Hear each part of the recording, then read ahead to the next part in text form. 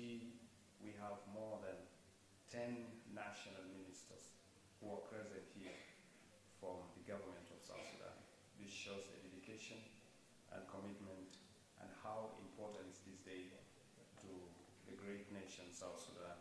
That's why you could see most of the ministers are here showing their commitment, and it's also a sign of welcoming. You know, they are very happy to welcome you to this country. And to the member states of Nile Basin Initiative, don't hesitate to be able to interact with the ministers. I know there are line ministers around that you like to interact with them, have some bilateral cooperation in different sectors, and I'm sure it will be a privilege. We're just left with a few seconds, a few minutes for Her Excellency to arrive, and then we start our program. Relax and feel free to interact with your colleagues around.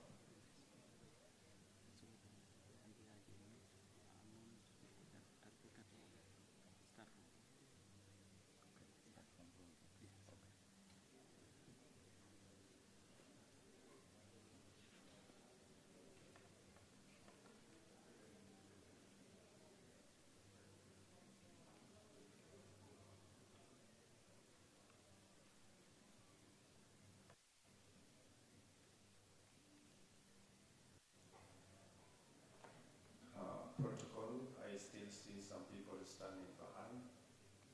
Kindly get them or find them seats, because as soon as the Vice President arrives, we will have no one standing except a cameraman, except the accredited cameraman.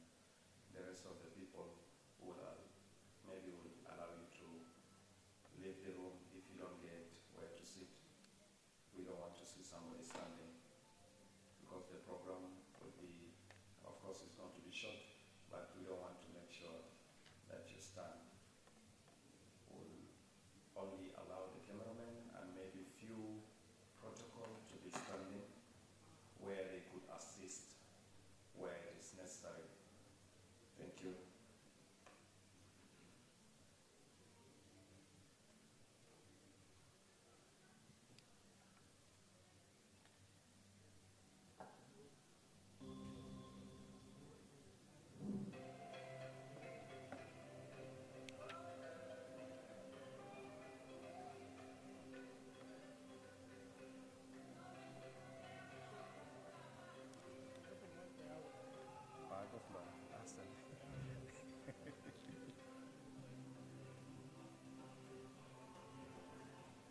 Why the Nile Day is important to South Sudan.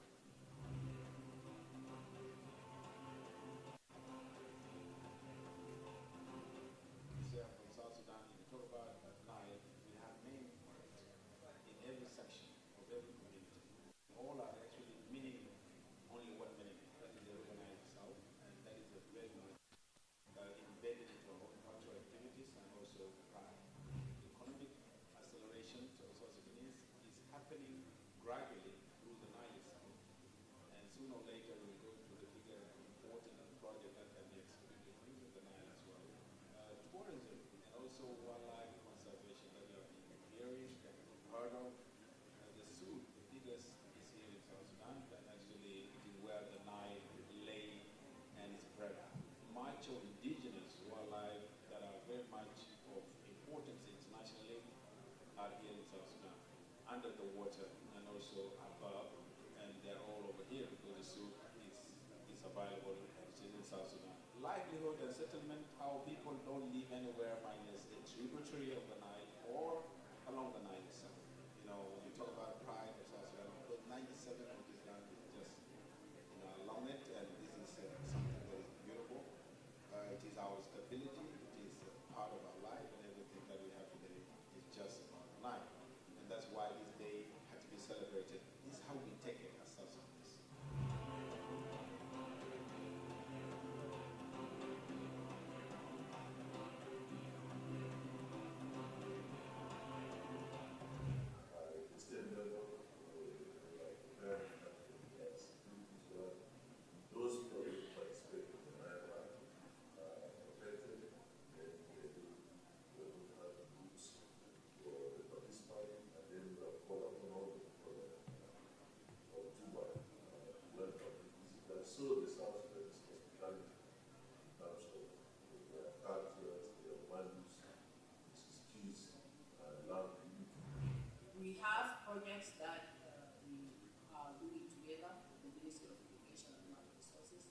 when it comes to provision of water for agricultural purposes, especially when it comes to irrigated farming. When the comprehensive agriculture master plan, when it was designed, formed, and finalized by the Ministry of Agriculture, it was done in conjunction with the Ministry of Water Resources and Irrigation, and alongside the PAM, the IDMP was designed and developed. And the IDMP is the Irrigation Development Master Plan, which is a guide to irrigation in South Sudan, and also a guide to all the investment opportunities that we have in the area of agricultural production, especially irrigated agricultural irrigated farming.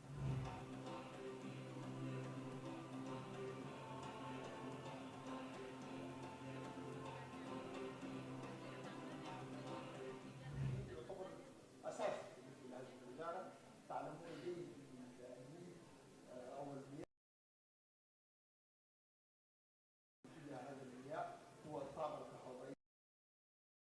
وفي جنوب السودان عندنا دراسات لسدود على مثال السبيل سد الفولة. هذا السد يعتبر سد كبير إذا تم البناء بتاعه حينتج طاقات من ضمن الطاقات اللي هي طاقة الكهرباء وكذلك الطاقة المائية. هذه الطاقة بتجي المياه نظيفة وكذلك يستفاد منه في الري ويستفاد منه في تربية الأسماك.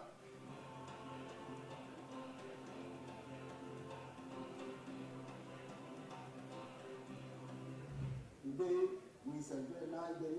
We honor the people of the Nile, the preachers who raise before doubt to cast their nets, the agro-persons who water their hay along its bank, the women who process and trade fish to feed their families, and the community whose culture, identity, and survival are inseparable from this great river. Their resilience inspires us, and their well-being is our shared responsibility. Let us therefore click to strengthen policies, protect the Nile's ecosystem, sustainable fisheries, and climate-resilient agro-pastoral system, and empower communities whose livelihood depend on its water.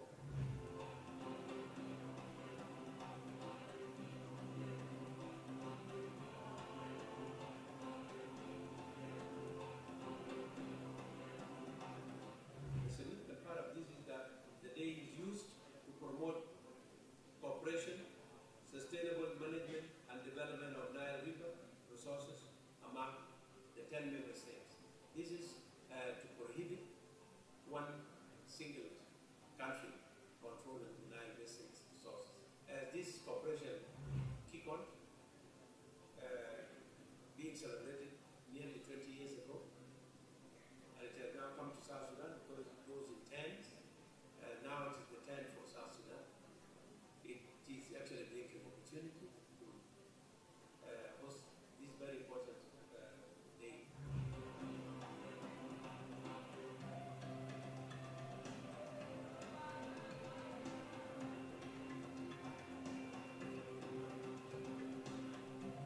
This engagement demonstrates South Sudan is not only a beneficiary of the Nile Cooperation, but also an active, responsible partner in shaping the future of the basin, peace and stability. South Sudan lies within the Nile Basin and situated at the heart of the White Nile. Given the fact that the 97% of the country is in the basin, the Nile tributaries such as Sobat River and Bahr el-Ghazal sub-basin, and the Sud wetland, which is one of the world's largest freshwater ecosystem, supporting millions of livelihoods and regulating the Nile flows.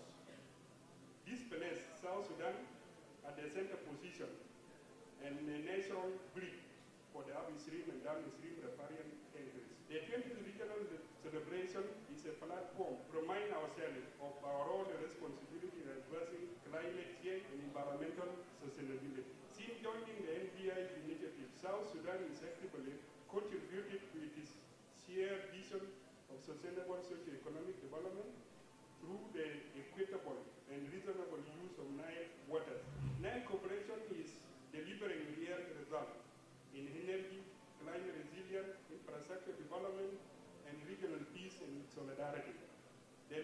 is not just a water flowing through our land, it is opportunity flowing toward our future. I call upon Nile Council of Ministers leadership and the three branches of the NDI to work together as one team for the benefit of our basin.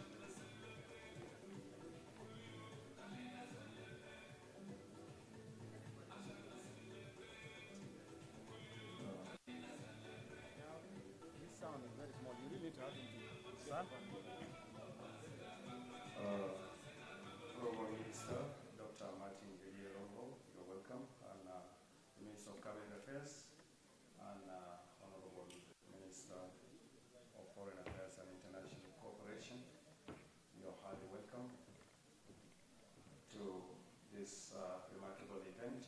We are in a few seconds, we'll see the High Excellency, the Vice President, coming in as we're going to start the program. And once again, if you haven't got seat, please, those at the high, please get seated, because we are going to start restricting movement. And even the camera person, take your shots as soon as possible, because we're going to make sure the front space, nobody cross or moved around. Let me also welcome the Minister of Foreign Affairs and International Cooperation. Honorable, you're highly welcome, and feel at home. And it's your colleague.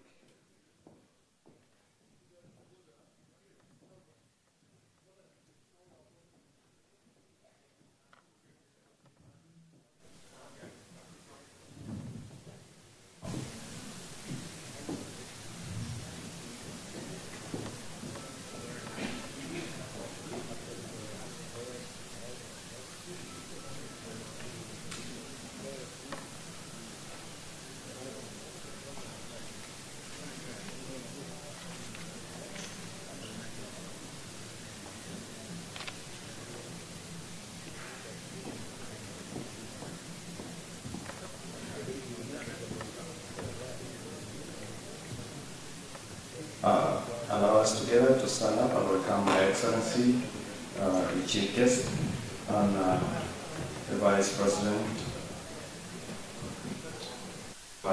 Your Excellency,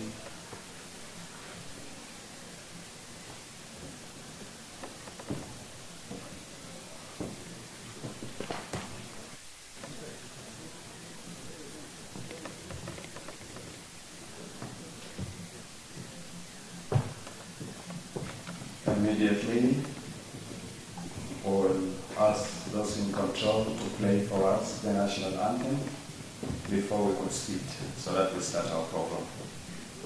Those in the control, please play for us the national anthem, so that we start the program.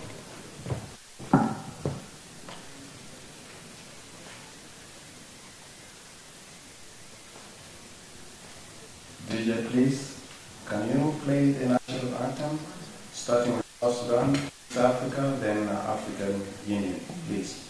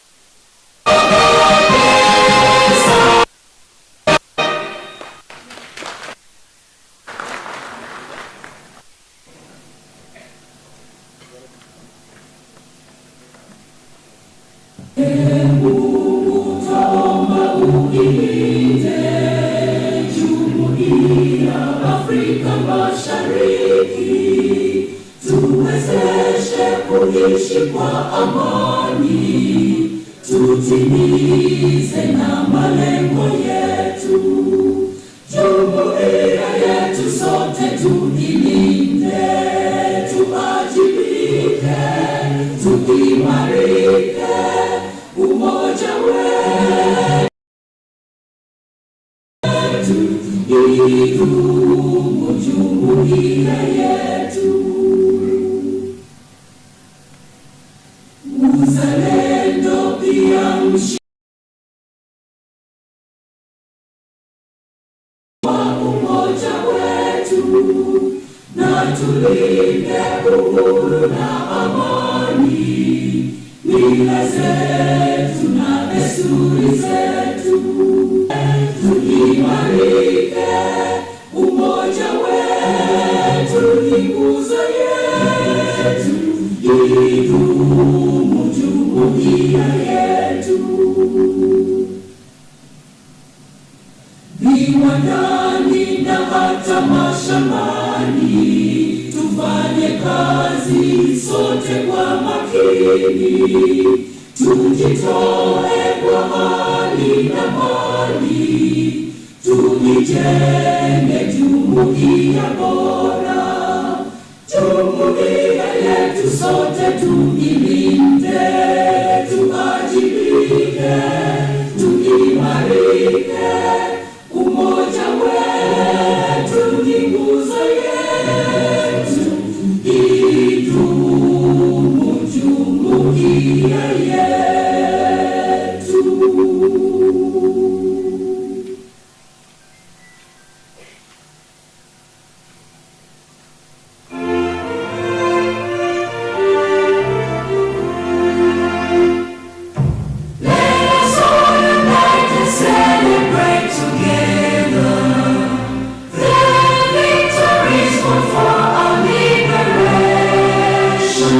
Let us dedicate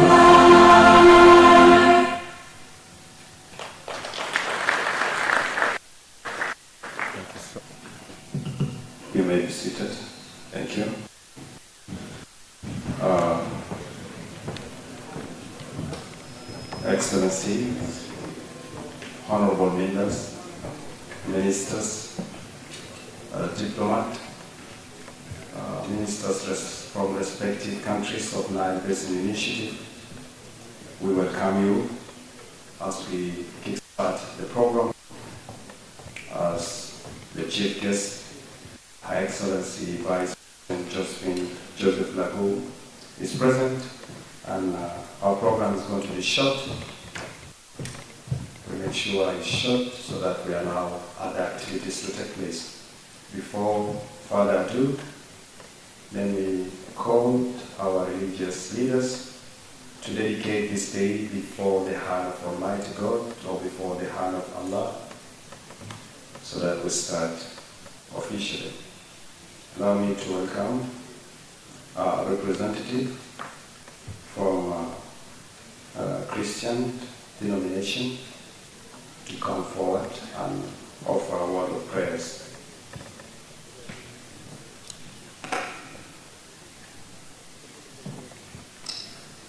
Brothers and sisters, I greet you all in the name of our Lord Jesus Christ. According to Genesis chapter 2, which I don't have time to read here, the first thing that God created before creating human being is to plant a garden in a place called Eden. In that garden, there were different kinds of plants and animals which were good for beauty and for food. There were also 2 rivers which were watering the garden for the benefit of the plants and for the benefit of the animals. We look at the videos of South Sudan that were played here. The South Sudan looked exactly like that garden. So this is why Dr. John Graham referred to South Sudan as the Garden of Eden. So let us thank God for placing us, South Sudanese, in the Garden of Eden. Let us pray. In the name of the Father, the Son, and the Holy Spirit. Lord, we thank you for giving us this beautiful country, and as we gather here today to celebrate the creation, the beauty that you have given to us, we pray that, Lord, you will remind us of your statement that blessed are the peacemakers, for they will be called children of God. We pray that, Lord, not only will we have peace in South Sudan, but that we will be peacemakers in East Africa, in Africa, and the world. In Jesus' name we pray.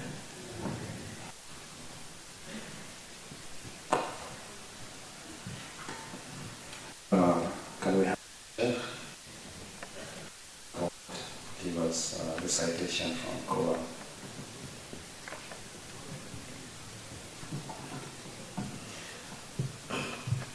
أعوذ بالله من الشيطان الرجيم. بسم الله الرحمن الرحيم.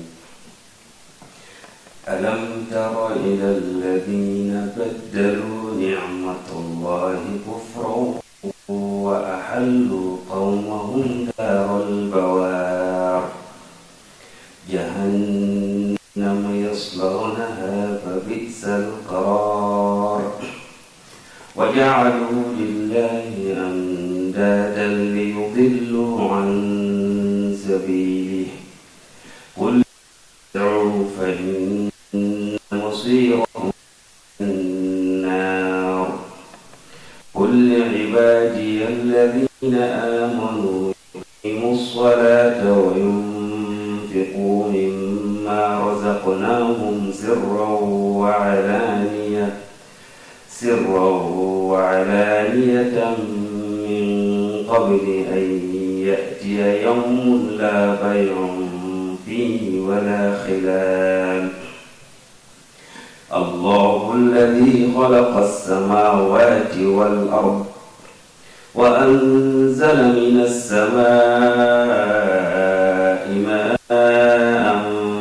فأخرج به من من الثمرات رزقا لكم وسخر لكم الفلك لتجري في البحر بأمره وسخر لكم الأنهار وسخر لكم الشمس والقمر دائبين وسخر لكم الليل والنهار وآتاكم من كل ما سألتموه وإن تعدوا نعمة الله لا تحصوها إن الإنسان لظلوم كفار.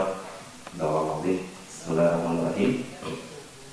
آياتي تكلم الله تعالى عن النعم ونعم كثيرة منها الأنهار التي تجري وإنزال المطر من السماء وهذه النعم من العباد من يقابلها بالشكر فيزرع ويأكل ويشبع ومن العباد من يقابلونها بالكفر فيتكاسلوا ولا يزرع فيجوع ويكون فقراء. الله عز وجل من علينا بنعمة النيل والنيل مذكور في نصوص في الإسلام حتى في الآخرة من أنهار النيل فعلينا أن نستفيد من هذه النعم فنزرع من مياه النيل ونأكل من نعم الله تعالى وما نكون كسلانين وما نكون جعانين ونحن عاجين في نعم. فعدم الزراعة وعدم استغلال المياه ده كفر بنعمة الله واستغلال المياه والزراعة والناس يشبعوا بشكر نعم الله سبحانه وتعالى. صلى الله أن يوفقكم في هذا المؤتمر نخرج بمخرجات نستغل مياه النيل حتى ما نكون جعانين وما نكون تعبانين لأنه ربنا أدانا نعم كثيرة مطر نازلة وموية كثيرة وغش كثير ولكن نكون بعضنا لا يكون جعانين لعدم الزراعة وعدم استقرار المياه. صلى الله سبحانه وتعالى يوفقنا لشكر نعمه وأن نوفقكم لما يحبه. صلى الله والسلام عليكم. Let's give a round of applause to the religious leaders for this dedication, dedicating us before the hand of Almighty God. To start with, Your Excellency, this is Regional Nile Day celebration, and we have a number of member states, starting from Republic of Burundi, representative by a lady who seated representing the minister, and the minister had some commitment. Of course, I was also. We have Democratic Republic of Congo, and I kindly ask you, let's welcome each country with a round of applause, because this is what we do in Juba. Us in South Sudan, we welcome people. Thank you so much. And moving forward, the next is Arab Republic of Egypt, represented by Professor Hani Atif. Let's give him a round of applause. The Minister of Water Resources and Irrigation. And the next is the Federal Democratic Republic of Ethiopia, represented by Honorable Minister himself, Engineer Dr. Abtuma Itav Geleta. You're highly welcome to South Sudan. And the next is representative of the Republic of Kenya, represented by our brother who is in our midst. Let's give him a round of applause for being part of the event. And the next is Republic of Burundi, representative of the minister. The minister was called shortly this morning for an urgent pressing issues back home, and we're here. She represented the minister, that is none other than Jacqueline Nyarukomana. Thank you so much.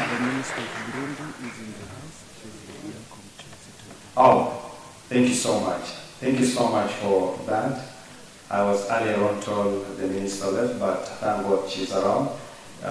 Honorable, you're highly welcome and feel at home. And now, Your position is given back to you. Take your seat.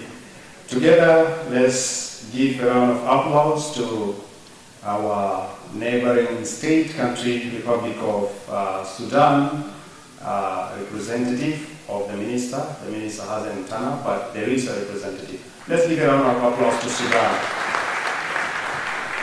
And to move forward, we have the next is United Republic of Tanzania, and represented by Honorable Minister, that is Honorable Juma, and you're highly welcome. The next is representative of Burundi, and I'm sure the minister himself is sent a representative because she was to Rwanda. She was the minister was called for an urgent issues, and we also welcome. Let's give a round of applause to Rwanda. And finally, the host, South Sudan. All of you can see him. All of you can see him. I think the round of applause need more than this. Thank you so much. Thank you of South Sudan, as well as not forgetting a representative of the Minister of Republic of Uganda, because I was also told the minister isn't around, right? Yes. And we have a representative from Republic of the ministers don't want to. No, there's some issues that need their presence. As you could see, the rest are here. Thank you so much. Once again, let me call upon the undersecretaries, a young man who is working to make sure this day is successful with the support from the Nile Basin Initiative member states or the upstream and downstream countries. That is none other than Sultan. Give a speech. Thank you.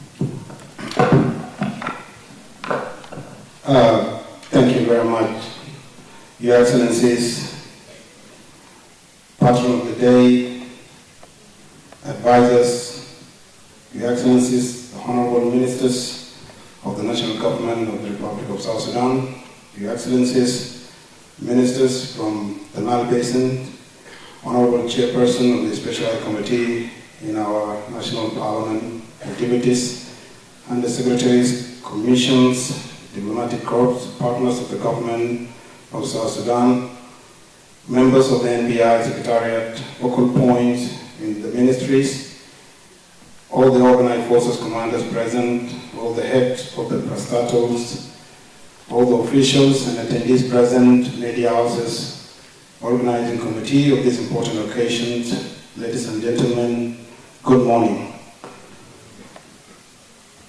You're all welcome to this 20th Regional Nile Day celebration in South Sudan. This celebration objectively lies on the importance of the Nile in our lives, and for the first time we are able to celebrate this day here. Nile have been a source of our communities, livelihoods and settlement, a mean for our transportation both in the ancient days and present days, a mean for farming and cattle keepings, a means of security and cross boundaries, a mean of economic sustenance, a mean of fishery or fish harvesting, a mean of cultural identity and pride. You're all welcome today, and I thank the development partners and organizing committee, sorry for that, for standing tall the whole night. That is the reason why I've come to stand here for this beautiful event that have been done in the heart of our town in Juba. Thank you to the town council, the government of Central Equatorial States for standing with us the whole night, the security organs that have actually helped, and the Secretary of the NBI throughout the ministry for the work that have been done. Thank you very much. We really recognize your efforts. Everything is in place, as you have seen. My word is to say thank you, and this is what we have done. Today we are celebrating the Nile with all the importance of the Nile that each and every one of us know about. Thank you to all our honorable excellencies, the ministers of the national government that have made it to come come here. This is a word of appreciation, and God bless you as the event continues. And thank you. Thank you so much, Sultan Lam Tungwal, the Under Secretary in the Ministry of Water Resources and Irrigation.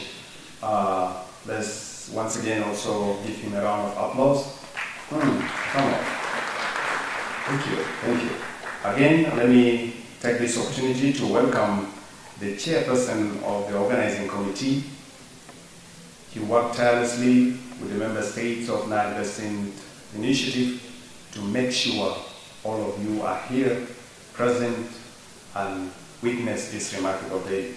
Let's welcome Honorable William Rochi to come forward and give his remarks. Thank you.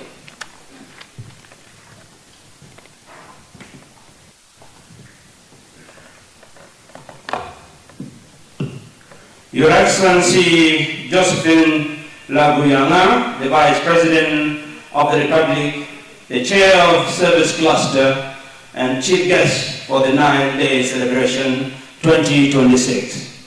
Your Excellency NILECOM Chair, Your Excellency NELCOM Chair, Your Excellencies NILECOM Member States, National Ministers and Deputy Ministers, the Deputy Governor of Central Equatoria State present here, members of the National Legislative Assembly and the Council of State, diplomatic community, UN agencies and development partners, technical advisors, committee, TAC members, National Secretariat, NBI Secretariat, ladies and gentlemen. Allow me, Your Excellency, on behalf of the National Secretariat, the organizing committee, to welcome you all for the 9-day celebration held today, the 22nd February 2026, here in Juba, the Republic of South Sudan. Your Excellency, this is the first time the Republic of South Sudan is hosting the 9-day celebration. The inaugural celebration was held in Rwanda in 2007. The countries drawn from the Nile Basin are 10, highlighted in alphabetical order as follows. We have Burundi, DRC, Egypt, Ethiopia, Kenya, Rwanda, South Sudan, Sudan, Tanzania, and Uganda. Allow me, Your Excellency, to highlight some of the key pre-event milestones that were undertaken to reach this day today. On the 6th of December 2025, the Nile Council of Ministers in its 33rd ordinary meeting in Bujumbura, Burundi, endorsed the government of the Republic of South Sudan to host the 20th Regional Nile Day 2026 celebration on the 2nd February 2026 in Juba under the theme Voice of the Nile, Community, Youth, Women Engagement in Water Governance, to be agreed. That was agreed by the Nile Council of Ministers meeting. And then on the 9th of January 2026, the National Council of Ministers of the Republic of South Sudan, chaired by His Excellency the President of the Republic, Salva Kiir Mayardit, approved the endorsement of the Nile Basin countries to host the national 9-day celebration in Juba. After that, the high-level organizing committee was sanctioned by the Minister of Foreign Affairs, and thereafter there were various meetings that were held that include coordination with the Nile Basin Initiative NBI Secretariat. The 68 Nile Technical Advisory Committee, Nile TAC, Nile Equatorial Lakes Technical Advisory Committee meeting were also conducted from the 17th to 19th February 2026 here in Juba. Yesterday, we all witnessed the Nile Run Marathon that was also followed by the awarding of the medals in form of celebrating the Nile. There was also a high round-table policy dialogue and environmental conservation activities were as well as conducted yesterday. In conclusion, Your Excellency, Allow me to take this opportunity to thank our development partners that have been instrumental in supporting this event. I also like to take this opportunity to thank the high-level ministerial committee under the patronage of the Minister of Cabinet Affairs and chairmanship of our able Minister of Water Resources and Irrigation for their guidance throughout the preparation process. I thank the NBI Secretary for their collaboration. I also thank the state government of Central Equatorial State for their collaborations. A big thank you to our security organs for making and securing, to make everything flawless as possible. The protocol and all the subcommittees for working so tirelessly to make this event a successful event. Thank you so much, Your Excellency.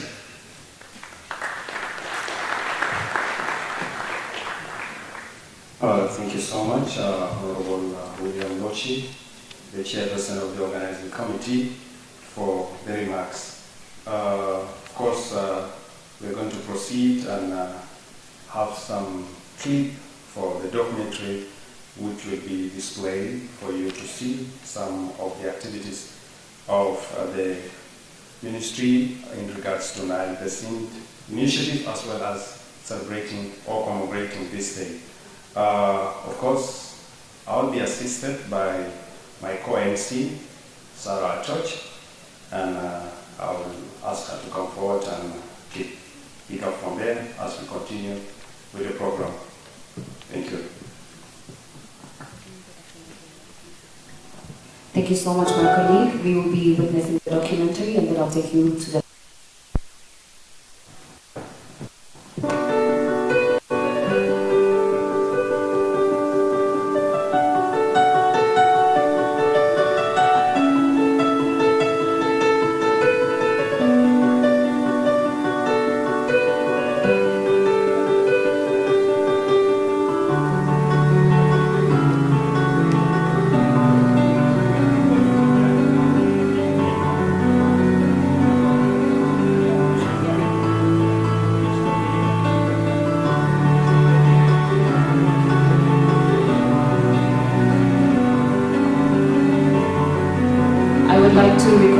the team that is playing the documentary to pause it. Kindly pause the documentary.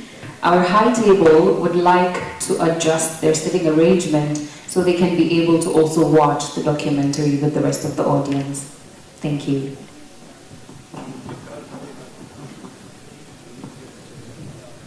Protocol, please help and assist us so this can be a very smooth procedure for the high table.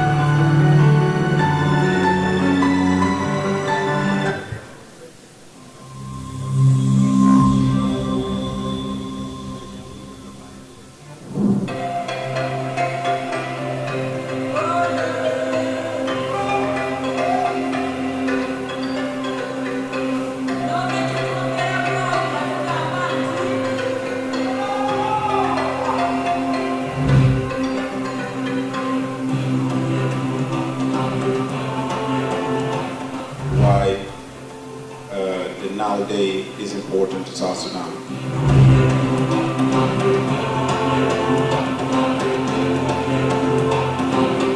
Say I'm from South Sudan, if you talk about Nile, we have name for it in every section of every community, and all are actually meaning only one meaning, that is the River Nile itself, and that is a very much embedded into our own cultural activities and also pride. Economic acceleration to South Sudanese is happening gradually through the Nile itself, and sooner or later we'll go into the bigger important project that can be executed using the Nile as well. Tourism and also wildlife conservation that you have been hearing and heard of. The Sud, the biggest, is here in South Sudan, and actually it is where the Nile lay and is bred up. Much of indigenous wildlife that are very much of importance internationally are here in South Sudan, under the water and also above, and they're all over here because the Sud is available and it is in South Sudan. Livelihood and settlement, how people don't live anywhere minus a tributary of the Nile or along the Nile itself. You know, when you talk about pride of South Sudan, because 97% of this land is just, along it, and this is something that is beautiful. It is our stability, it is part of our life, and everything that we have today is just about the Nile. And that's why this day had to be celebrated. This is how we take it as South Sudanese.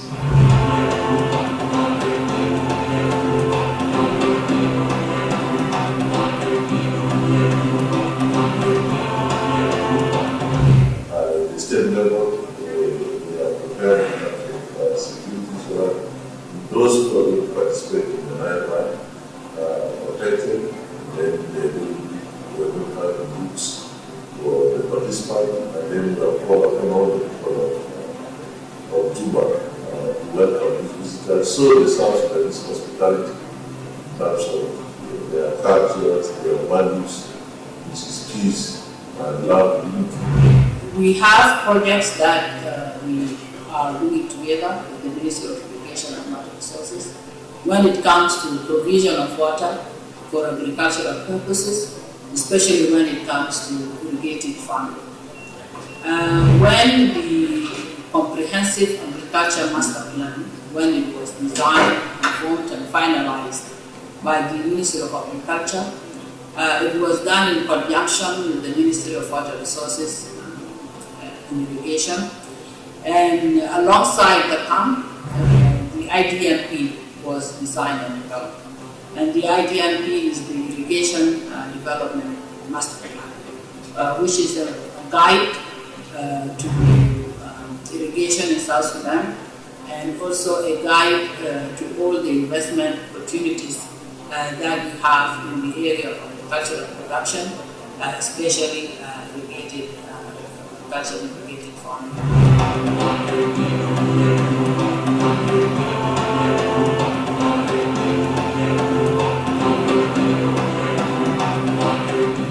يعتبر اساس في هذه الوزاره. تعلمون جيد ان النيل او المياه ينتج طاقات، ومن ضمن هذه الطاقات التي ينتجها هذه المياه هو الطاقه الكهربائيه. وبالتالي نحن في جنوب السودان عندنا دراسات لسدود على مثال السبيل سد الفوله. هذا السد يعتبر سد كبير اذا تم البناء بتاعه، حينتج طاقات، من ضمن الطاقات اللي هي طاقه الكهرباء وكذلك الطاقه المائيه. هذه الطاقه بتنتج المياه نظيفه، وكذلك يستفاد منه في الري، يستفاد منه في تربيه الاسماك.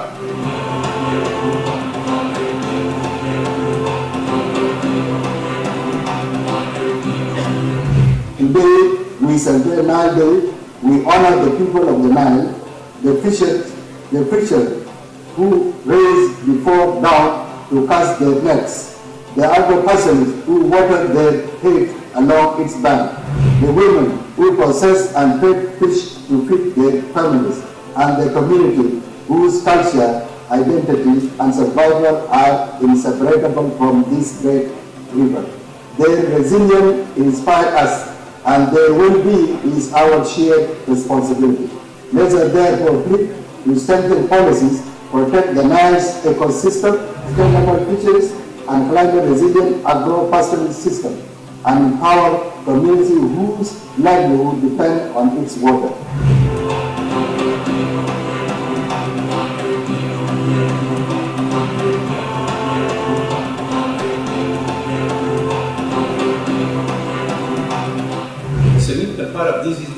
The day is used to promote cooperation, sustainable management and development of Nile River resources among the 10 member states. This is to prohibit one single country controlling the Nile Basin resources. As this cooperation kick on, being celebrated nearly 20 years ago, and it has now come to South Sudan because it goes in 10s. Now it is the 10th for South Sudan. It is actually making opportunity to host this very important day.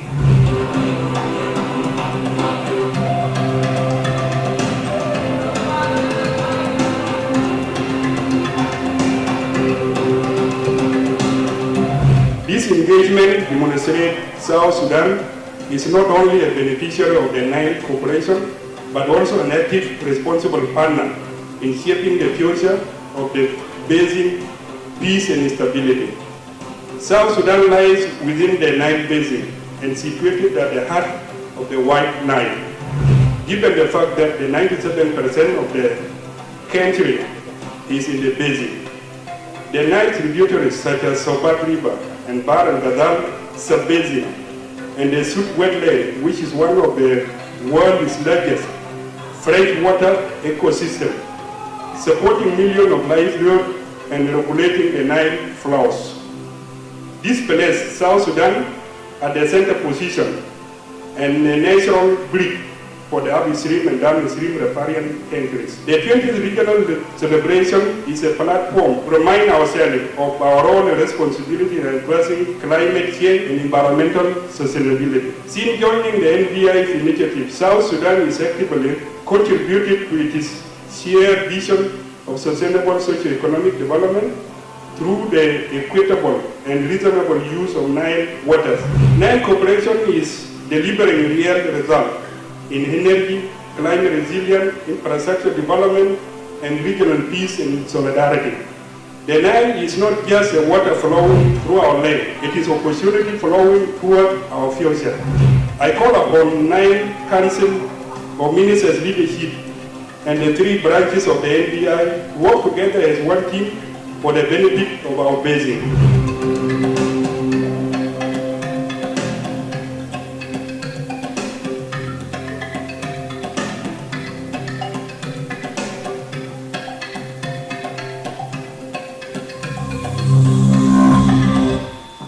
Thank you so much. I would like to request for assistance from the team to return the high table back to the forefront so we may proceed with the program.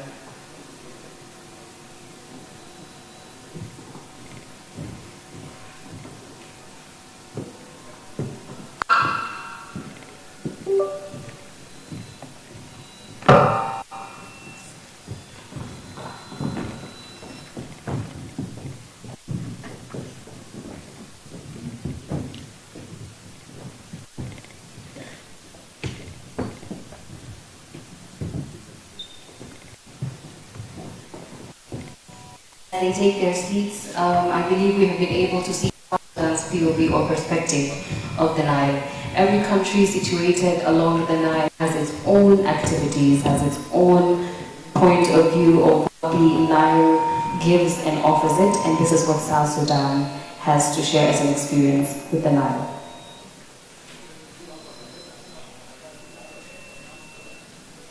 Could we kindly adjust the microphone, please? Distinguished guests, the guests of honor, international, regional, and national dignitaries, honorable state government officials, members of the diplomatic corps, delegates from partner institutions and organizations, ladies and gentlemen, to elevate the ambience of today's ceremony, because this is a high-level meeting and gathering, I want to say that all the protocols remain highly observed and respected. My name is Sarah Atoj. I'm a journalist by profession and by passion, and I will be co-hosting or moderating today's event alongside my colleague Gore Gabriel. Let's also give him a round of applause, please. Thank you. Today's event, or the Regional Nile Day celebration today, is hosted under the theme Voices of the Nile: Community, Youth, Women Engagement, in water governance. Therefore, the next session or the next segment is going to be a highlight of remarks of community, youth, and women sharing their experiences and their voices. I want us to give this opportunity to the National Youth Union Chair to give us a remark and an address. If we have the representative from the National Youth Union, we give you this opportunity, and let's please put our hands together to welcome the chairperson of the National Youth Union, Honorable Taban Karide, to give us a remark and an address.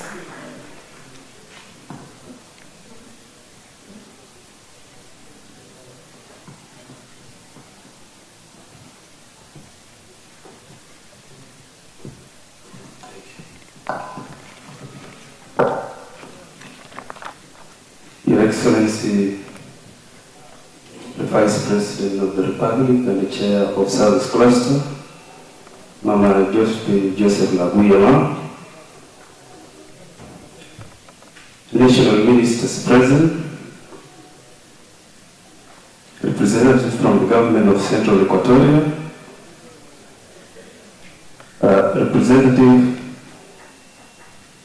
from Regional Nile Day celebrations present, members of the diplomatic corps, members of the organized forces, the academia present, journalists present, as the media, the women present, or mothers, the youth present. I'm also seeing the children, not forgetting the host, that is the central bank here, under the leadership of Governor Officer, and you, my brothers and sisters, good morning. I bring you greetings from the resilient and determined youth of the Republic of South Sudan. Today I stand here before you not only to speak about water, but to speak about opportunity, dignity, and the future of millions of young people whose lives are directly connected to the River Nile. The Nile has shaped civilizations such as the ancient Egypt and sustained communities across 11 countries for thousands of years. In South Sudan, the White Nile nourishes land and sustains the Great Sud, one of the largest wetlands in the world. The Nile is a source of food through fishing and agriculture, foundation of livestock production, transport corridor, cultural and social lifeline. But today, the story of the Nile must also be a story of youth employment and economic transformation. As we all know that the governance of the Nile has been shaped by historical agreements such as the 1929 Nile Water Agreement, the 1959 Water Agreement between Egypt and Sudan. This early agreement did not fully include all riparian states. The establishment of Nile Basin Initiative in 1999 marked a turning point towards cooperation, shared benefit, equitable utilization, and the principle later reflected in the Cooperative Framework Agreement. As South Sudan joined the Community of Nations in 2011, we inherited both challenges and opportunities of the Basin Nile governance. As we all know that South Sudan is a youthful nation, and the majority of the population is under 30 years of age, yet we face unemployment. Unemployment remains one of the greatest national challenges.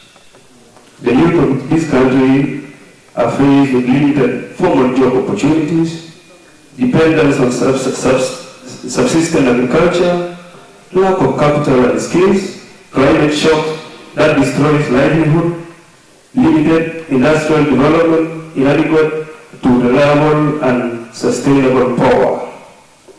Without economic opportunities, frustration grows, unemployment can fuel instability, migration, and vulnerability to conflict.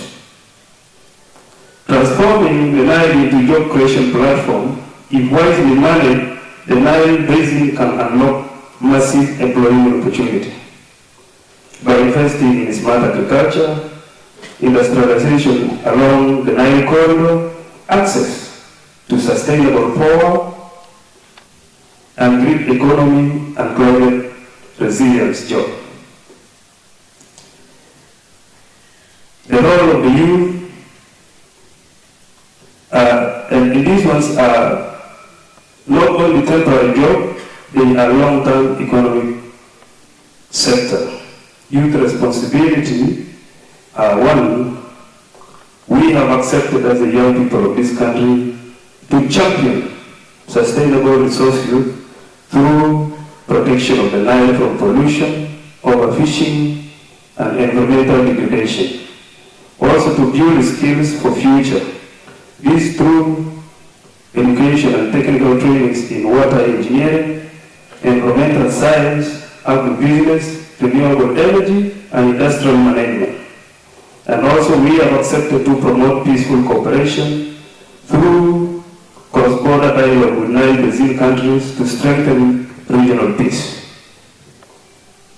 We have also accepted to be the drivers of entrepreneurship, and my appeal to the government and the stakeholders is to integrate youth employment strategies into Nile Basin plans, the Nile Basin initiative to institutionalize youth participation in water governance, development partners to invest in youth-led agribusiness and green industries, private sectors to see South Sudan's Nile corridor as an investment opportunity.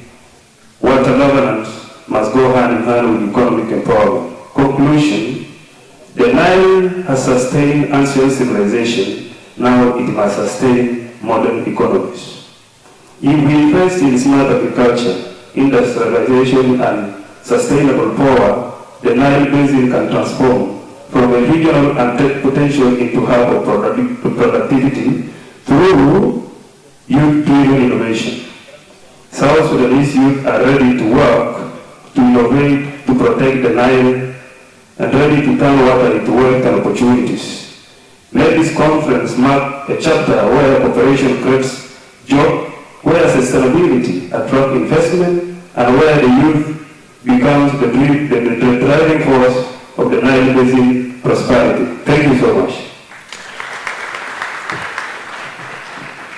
Thank you so much for the wonderful remarks. This was a remark from the Voices of the Nile, representing the South Sudan National Youth Union. As we proceed, I would like to also call for an address by the South Sudan Women Union Chair. If you are in our midst, we give you the opportunity to come and give us an address. Representative of the South Sudan Women Union. All right, we will proceed. I would like to call for a community representative remark. Oh, we have a representative coming forth. Let us please put our hands together as we welcome her to give us her remark. Professor Julia Duan, you're highly welcome.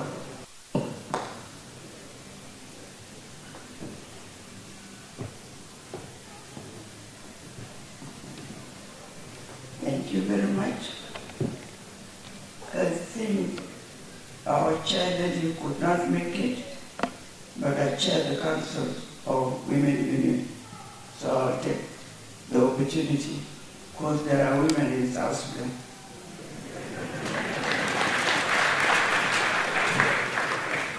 And we are the one who carry the water to everybody.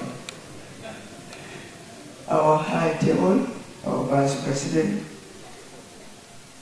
our ministers, the guests, the ministers from the region, diplomatic corps, the protocol in place.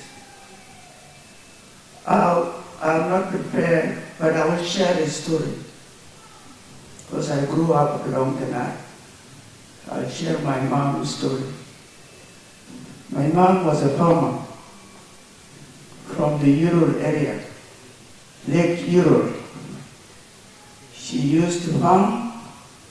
She would farm simsim, she will find peanuts, she will find sorghum, and there was a small mill in Europe started by my father in 1940s, before I was born. In 1950s, I was born, that mill was still there. In the mid-50s, it was taken over by the government. It became Euro mill. And then the government asked the communities to bring in their products. And my mother became one of the suppliers who will bring her products to the mill, where they can produce oil from the Simpson. That little mill became a big mill where the oil was taken all over Sudan. Some of it was taken to Wau, up to the northern Sudan. Some of it was brought back to other parts of South Sudan. The best part of it was whenever the road was coming to pick up the products of my father and my mom, they would bring dates and sweets to the children. So whenever we see along the Lake Road, the lorries are coming, the trucks are coming, we will be dancing to receive those dates, helping, carrying those. Even though we are not able to carry them, we will help those people, the workers who are carrying the sacks to the lorries. So that is the beauty of the Nile to us. That lorries, those symptoms, is the life of our people. And when we see the Nile, we see the life in it. When we see the Nile, we see the water, we see those symptoms, we see those deaths. It is the life of our people. So the women of South Sudan are the Nile, and the Nile is the women of South Sudan. Thank you very much.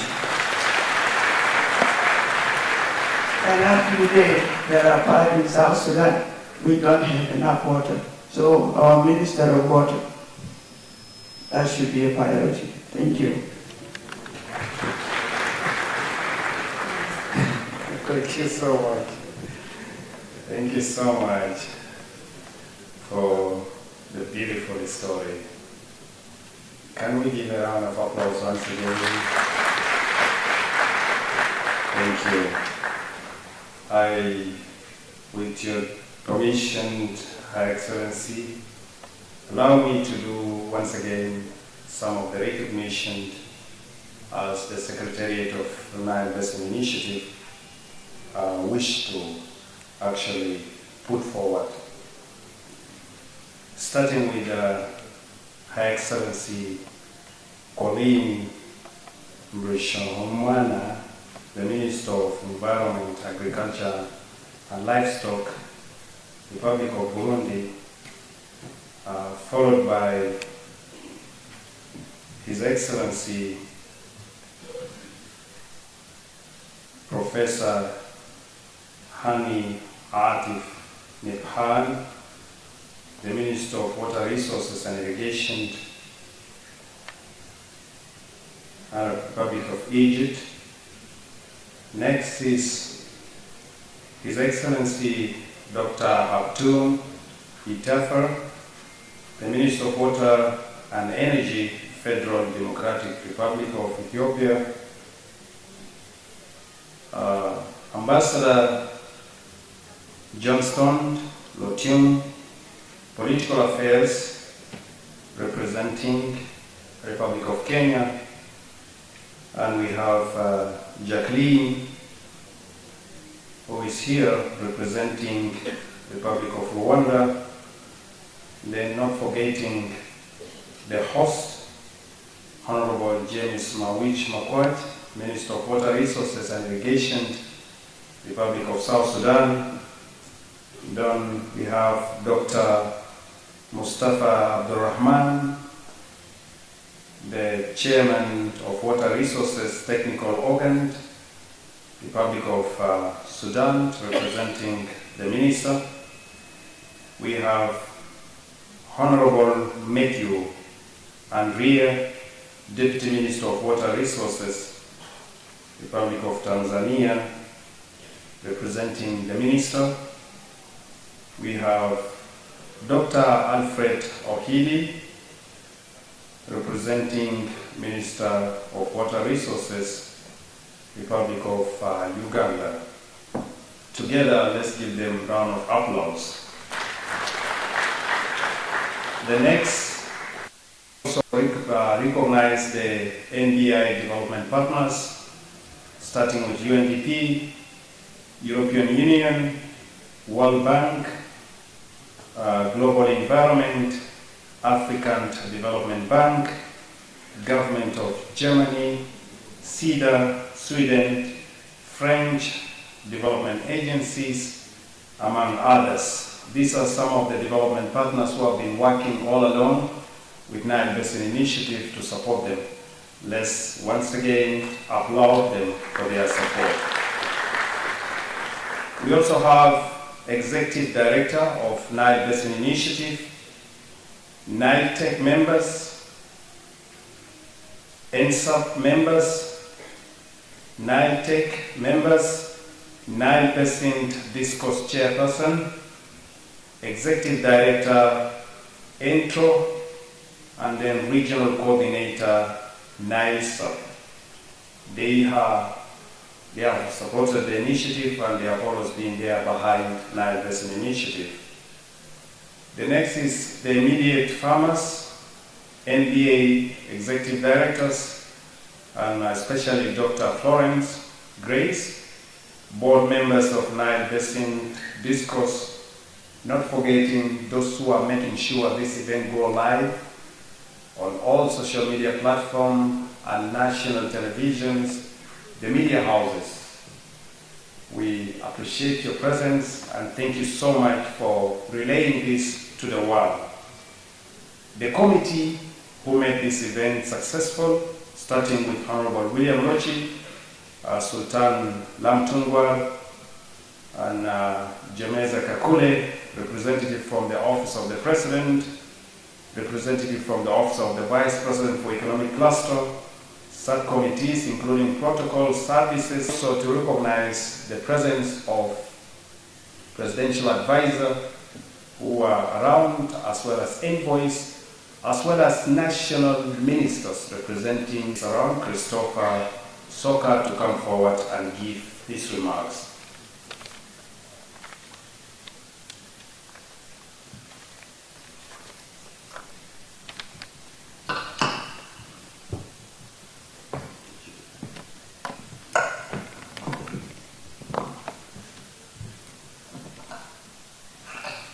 Your Excellency, Josephine Lagu Yanga, the Vice President for Service Cluster and the Chief Guest of this event.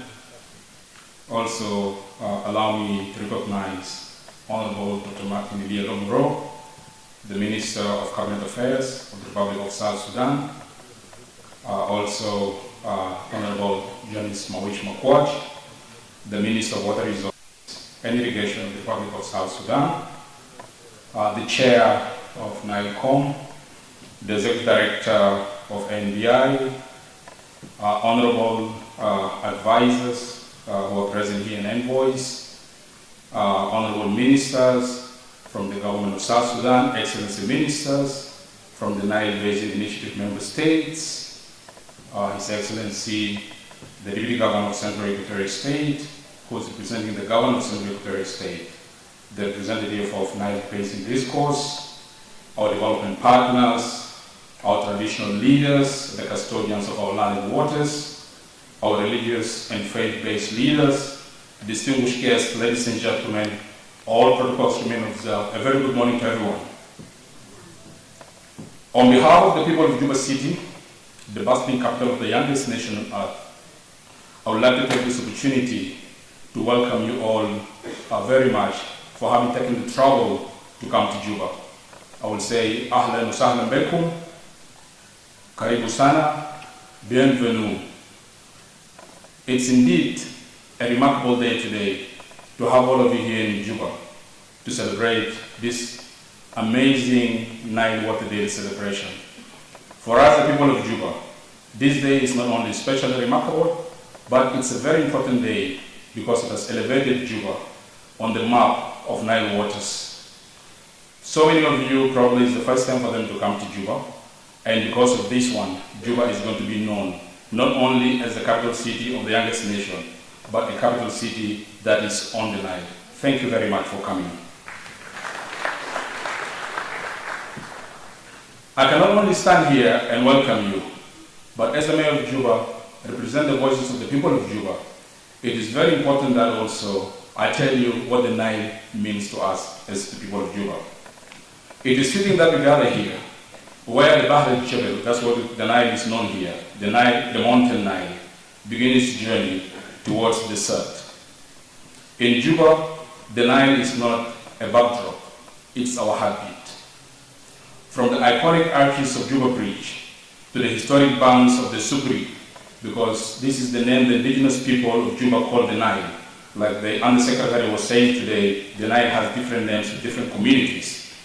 The river defines our geography and our destiny. As we say in our local wisdom, a person who has tasted the water of the Nile will always find their way back to its banks. Today, you have all come home. The Nile is a tapestry of history, economy, and culture for the people of Juba. Historically, Juba has served for centuries as a vital port, a transit point where the interior of Africa met the trade routes of the north. Economically, our markets like Konyo and Jordan thrive because the Nile provides the water for agriculture, as was showcased in the documentary that you've seen here.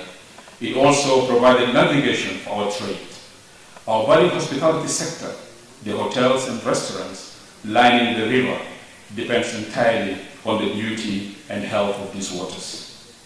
In terms of culture and recreation, on any given Sunday, you will see our families at the White Nile and the Vinci resorts, our youth playing on the floodplains, and our elders reflecting by the water. The Nile is our greatest park, our place of baptism, and our source of recreation.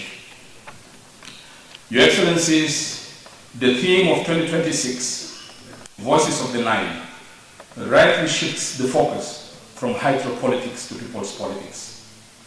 We cannot talk about water governance without talking about the woman who carries the jerrycan from the river to the Tukul.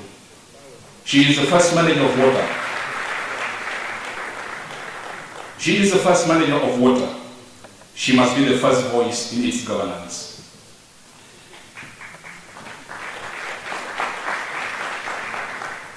We cannot talk about the youth, and we cannot talk about the future.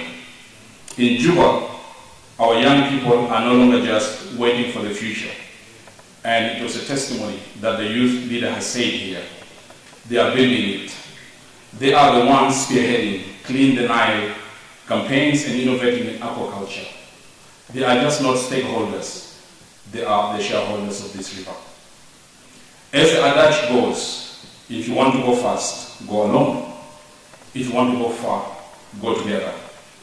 To manage the Nile, we must go together.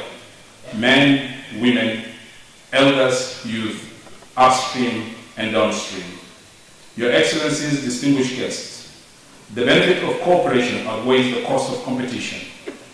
The Nile teaches us shared responsibility. A plastic thrown into the river in Juba is a problem for Khartoum and Cairo. A forest preserved in the Ethiopian highlands is a blessing for South Sudan. We are bound by a liquid threat that ignores borders. As the mayor of Juba, I pledge that the Juba City Council will continue to prioritize the protection of our riverfront, the inclusion of our community voices in urban water management. Let us build Juba not just to sign communicate, but with a renewed spirit of Nile Basin citizenship. Let us share the voices of the Nile, are not drawn by the noises of machines, but instead the melody that guides our development. Thank you all for coming. It's such a blessing to have you all here, and may the Nile continue to bless our lands. Thank you very much.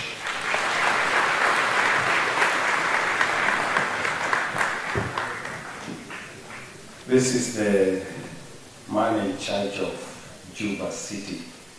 So if you wish to have any discussions regarding Juba, please don't hesitate to see him. He's a very strong young man. We thank you, Your Lordship Mayor, for the remarks. Let's have this moment to welcome remarks by Nile Blessing Discourse Chair. If you're there, please come forward and give your remarks. We are about to finish. Our program is going well. I'm sure it's going well. So this moment, they allow me to welcome remarks from Nile Blessing Discourse, the chair of NDB. You're highly welcome.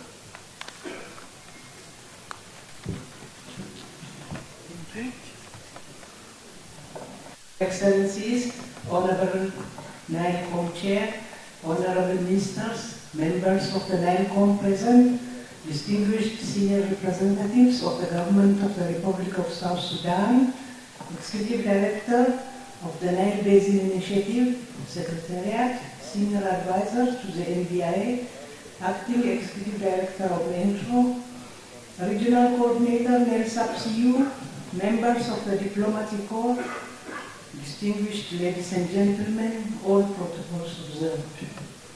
It's both an honor and a profound privilege to stand before you today as we commemorate the 20th Regional Nile Day here in Juba, at the heart of the White Nile.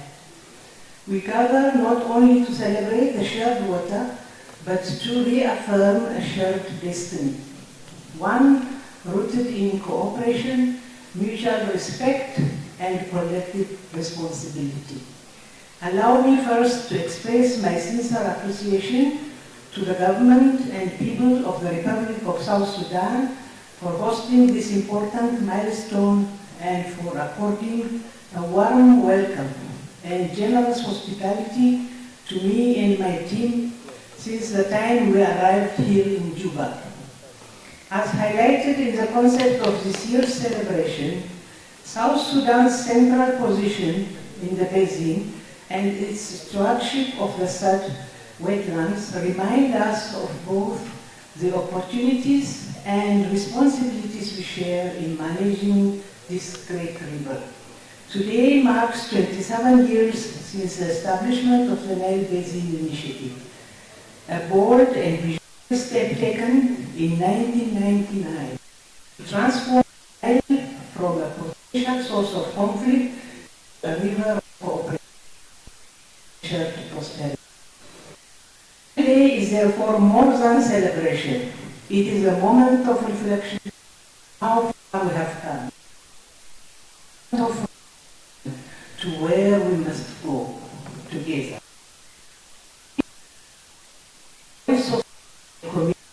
Youth is both timely and powerful. It reminds us that sustainable water is achieved without the voices of the people who live along the river.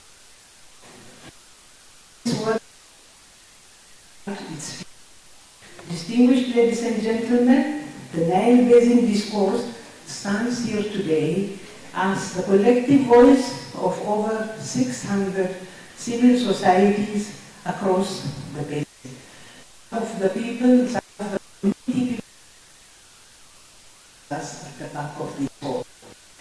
So, for more than 2 decades, Nile Basin Discourse has worked to ensure that communities, especially women, youth, and marginalized groups, are not only beneficiaries of the Nile cooperation, but active participants in shaping it.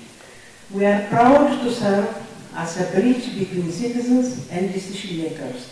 Through our grassroots networks in the 10 Nile Basin countries, we have continuously amplified community voices into national and regional platforms, ensuring that policies, strategies, and investments are informed by real experiences on the ground.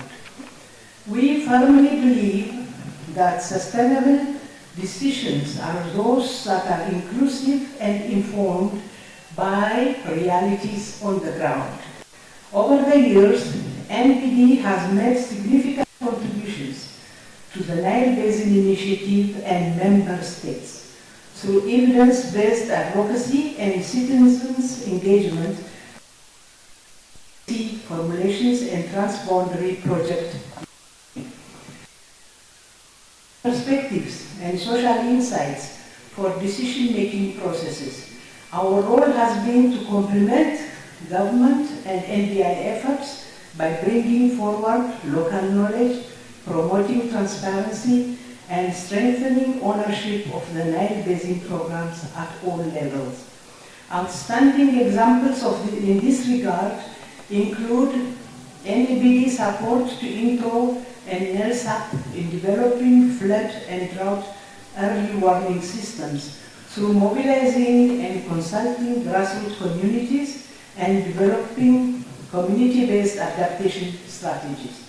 NEBD support to NELSAP and NILSEC in identifying and prioritizing water quality investment programs through mobilizing and consulting communities from water pollution hotspots across the basin. NBD's promotion and facilitation has found dialogue and trust among communities. And building efforts using its convening power for strengthening shared understanding of the Nile as a unifying source. Ladies and gentlemen, the strength of Nile cooperation lies the partnership between NBD and the Nile Basin Initiative is both unique and exemplary. Guided by a memorandum of understanding, periodically renewed since 2014, our collaboration has stood the test of time. The two sister organizations are due to sign a 5-year MOU from 2026 to 2030 during this 9 years. Remains fully committed to this partnership today and into the future. Ladies and gentlemen, currently NBD is implementing a World Bank funded project, the Nile Civil Society for Climate Resilience Project. One of the key initiatives of this project is citizens-led data generation and management. In many parts of our basin communities, are the first to experience the impacts of climate change, such as floods, droughts, and water quality degradation. Yet, too often, their knowledge and observations remain untapped. Through citizen science approach, NBD is working with communities in 2 pilots in Soko and Mara basins, generate reliable and localized data that can improve national and regional technical data systems, strengthen early warning systems, and support more inclusive decision making. Distinguished guests, ladies and gentlemen, as we look ahead, the challenge facing the Nile Basin, climate change, population growth, and compounding demands require stronger collaboration than ever before. No single institution, government or stakeholder can do this alone. Governments, regional institutions, civil society, private sector, communities must work together. Livelihood. To reaffirm of the Nile Basin discourse, our unwavering commitment to support the Nile Basin with member states, to strengthen resolve to amplify the voice of children.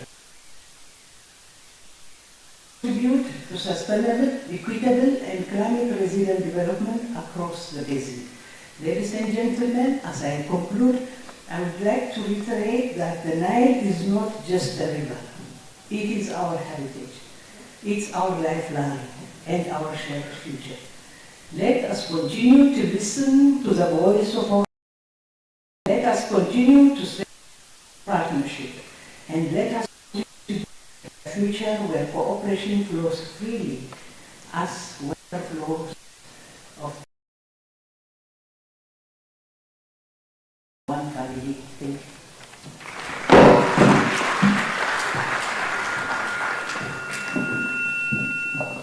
Thank you so much for the wonderful remarks.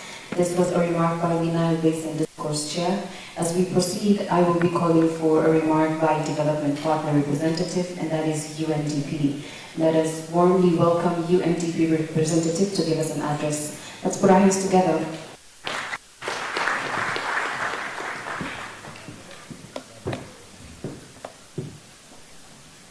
Your Excellency, the Vice President, Honorable Ministers, Honorable Nile Chair, and any Executive Director, distinguished high-level representatives from national and regional institutions, members of the diplomatic corps, government partners and UN family, all officials here present, ladies and gentlemen, all protocol observed.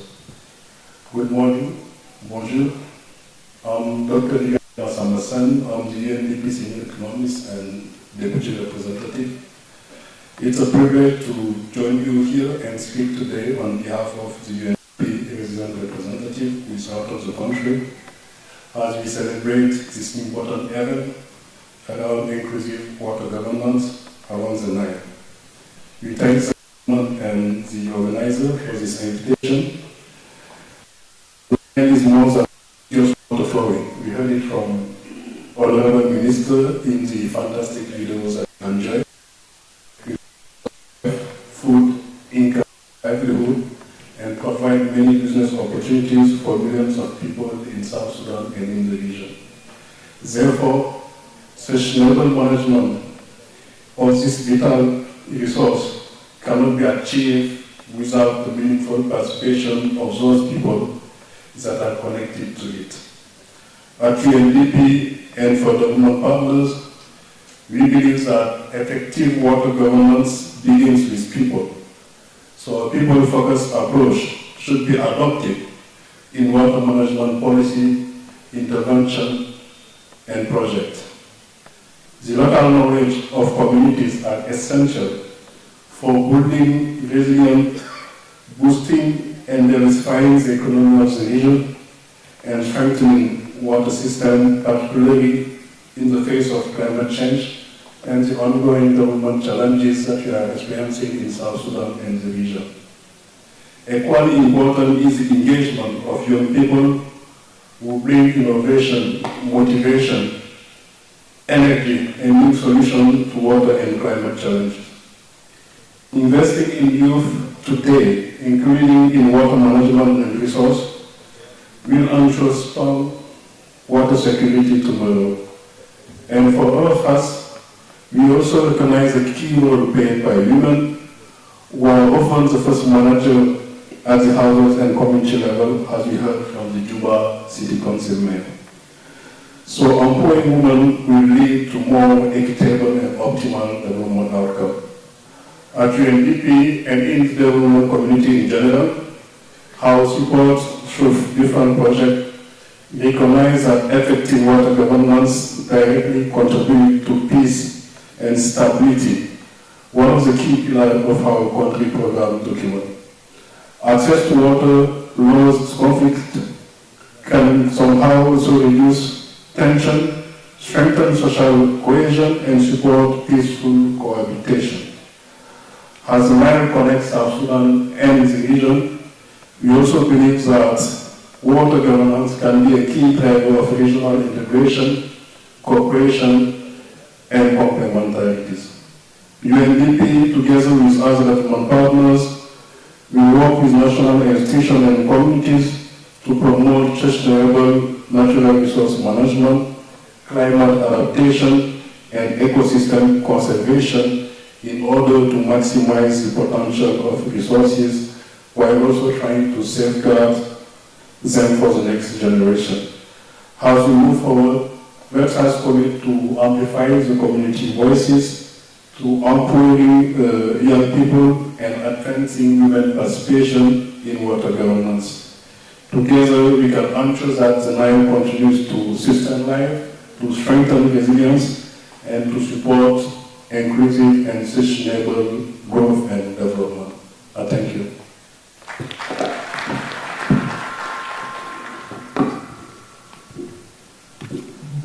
Thank you so much for the wonderful remarks, UNDP representative. As we move forward, I'd like to give this address an opportunity for a remark by the management of the Nile Basin Initiative, and that is Dr. Engineer Nestor Nyimon Soma. I hope I pronounced it right. Let's please put our hands together to welcome Dr. Engineer Nestor to give us a remark.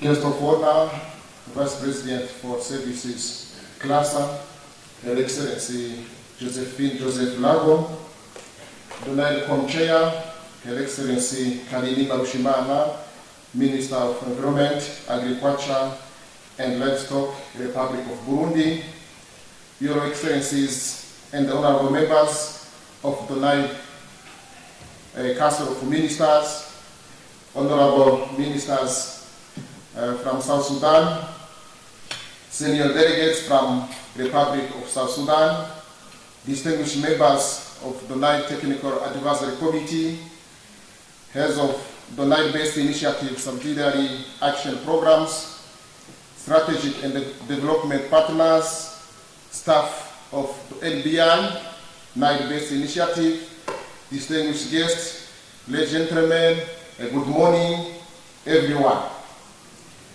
It's a great honor for me to preside over a Nile Day for my first time. I'm humbled to represent an institution that for over 2 decades has brought 10 sovereign countries together around a single life-giving river.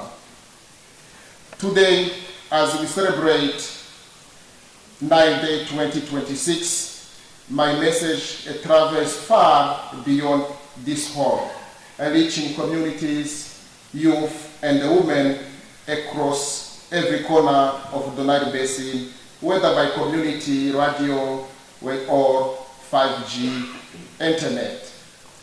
My message goes to the women dipping their can in the Ruvubu River, turning their daily chores into dignity and into voice. My message goes to the fishermen mending their nets along Lake Abat, goes to the siblings that walked home after prayers in Cairo, Egypt yesterday, convincing about the river that runs through their cities, sustaining Victoria in Kenya, reading the wind before coasting off. My message goes to the women climbing a wood boat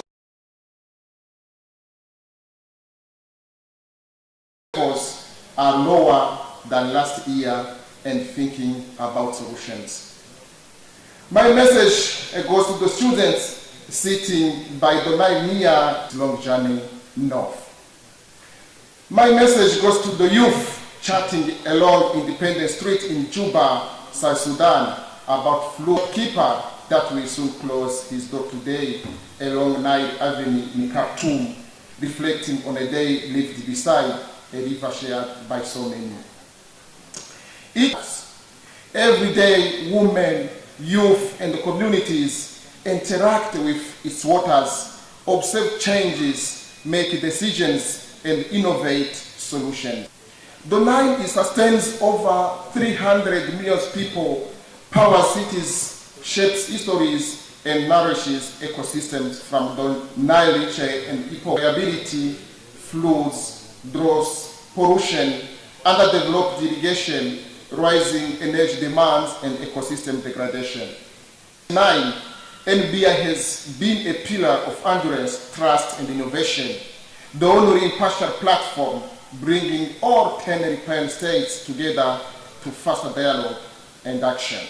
Supplies clean electricity to Burundi, Rwanda, and Tanzania, benefiting over 1 million people and reducing carbon emissions significantly. 2. The all Juba, South Sudan, and Uganda Power Interconnection Project will be transformative.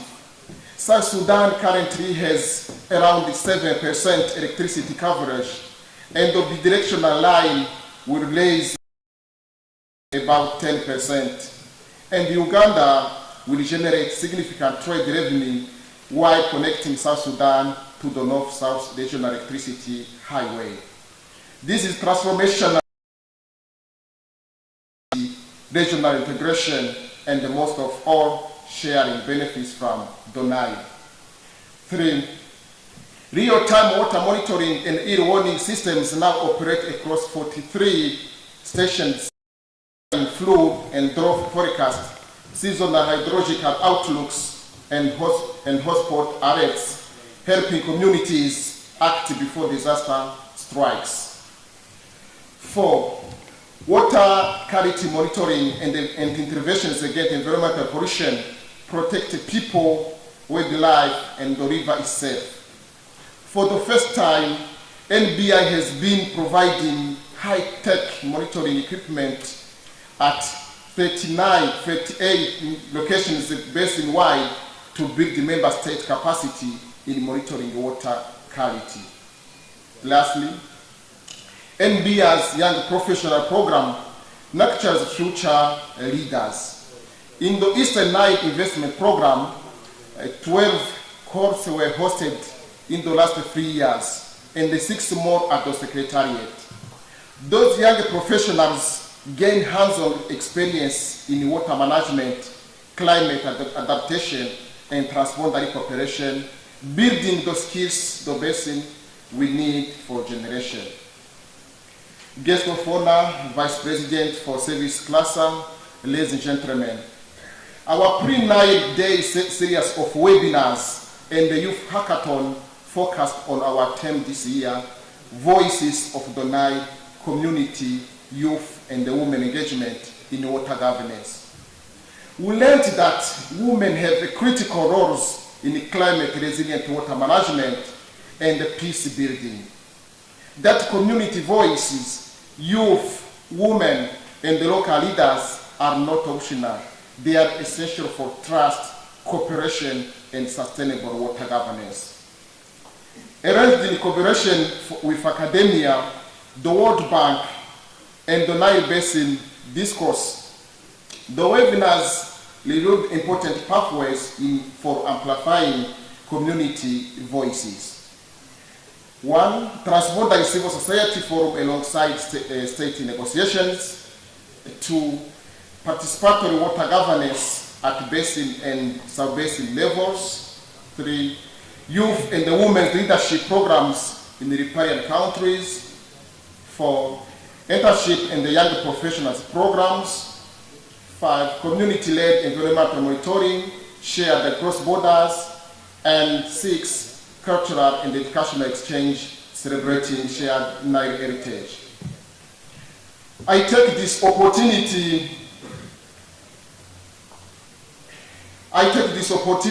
to congratulate our young professional, Mr. Kevin Iyaka Buntine from the Democratic Republic of Congo, who emerged the winner of the hackathon competition in narrating his Nile journey and how he's using it to impact his professional network, country, and the region at large. I request if he is here, he can stand for recognition for this attempt. Thank you very much and congratulations. As we commemorate Nile Day 26, let us recommit to putting women, youth, and the communities at the head of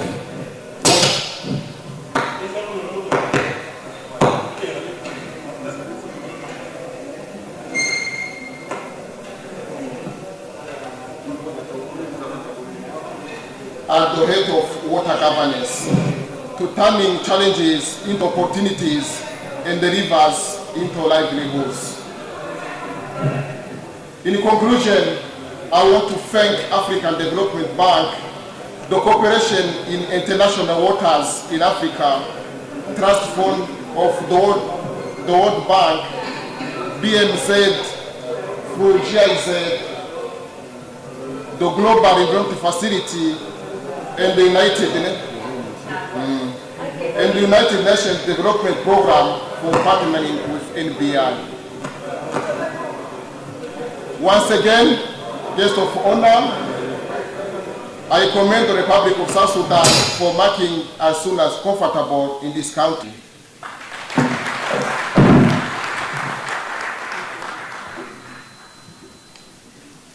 Thank you so much for the wonderful remarks. We also apologize for the technical error that just occurred. Away from the remarks that we have just had, South Sudan is not only resourceful in oil, gas, and so on and so forth, but South Sudan's culture, South Sudan's art as well remains untapped. And this next session is going to be dedicated to an artist who also dedicated his youthfulness to use his craft, and that is none other than the legendary Emmanuel Kembe. Emmanuel Kembe, here in our midst, to give you the opportunity to entertain us and give us the best of your craft.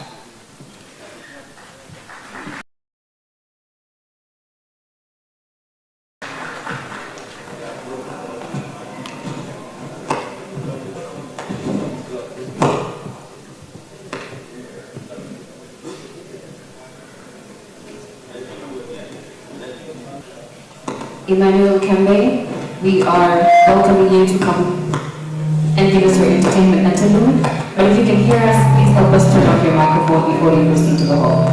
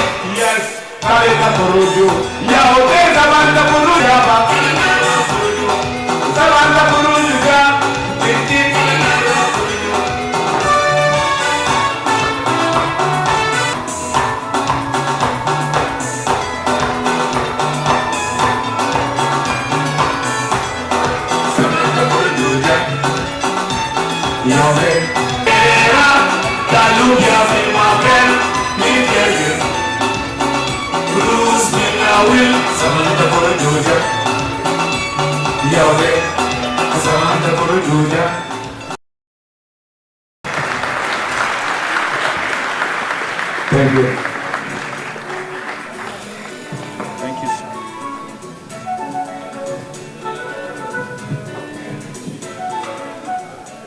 Hear that?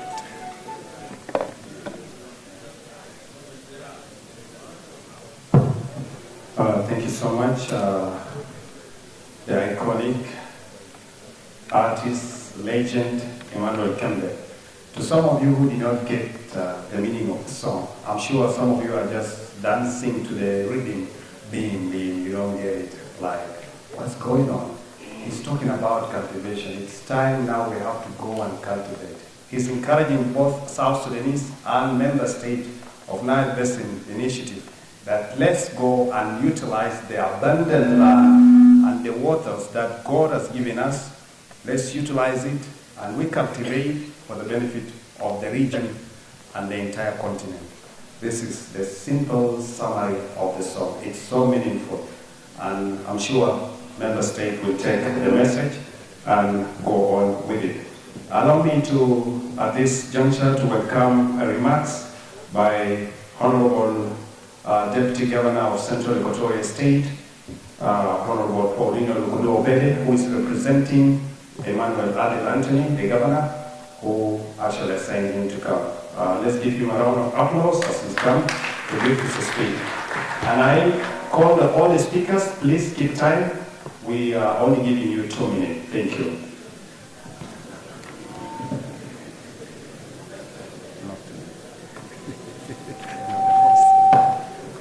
Your Excellency, Josephine Labuyanga, the Vice President of the Republic and the Chairperson of the Ministerial Service Cluster, Honorable Chair of the Nile Council of Ministers, the Honorable Advisors to the President and the Presidential Envoy, Honorable Ministers from the Nile Council of Ministers, Honorable Ministers from the Republic of South Sudan, the members from the Transitional National Legislature, the members of the diplomatic community, the development partners, our great men in the ranks and the files in uniform that is defending this country, women, youth, the members of the press, and our people of the Republic of South Sudan that are following us from different locations wherever they are. I want to say Happy Sunday, wa Ramadan Kareem.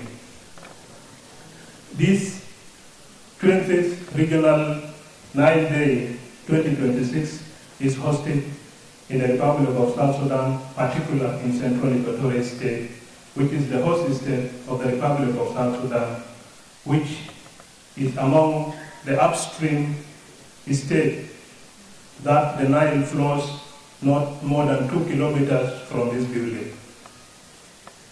The Council of Ministers of Central Equatoria and the government of Central Equatoria at large and its people is very pleased, and all of us are pleased to welcome and host this very important event in Central Equatoria State.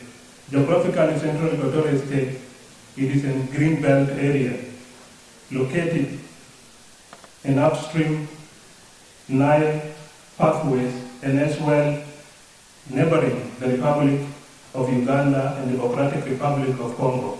I hope that your presence here, you will enjoy the breeze of the Nile and feel free to move around Central Equatoria State. It is safe for everyone. The people and the government of Central Equatoria State, as we gather to celebrate the Nile Day and recognizing the Nile's river, as we honor the great river, let's focus on the community, youth, women's engagement in water governance. The Nile is shared resources, and its management requires collectives to participate in decision-making process, ensuring their voices are heard. Communities play a very vital role in water management, often Your Excellency, Honorable, let's ensure that the perspective of this Nile is included and the inclusivity in water governance to address the many other benefits of the Nile.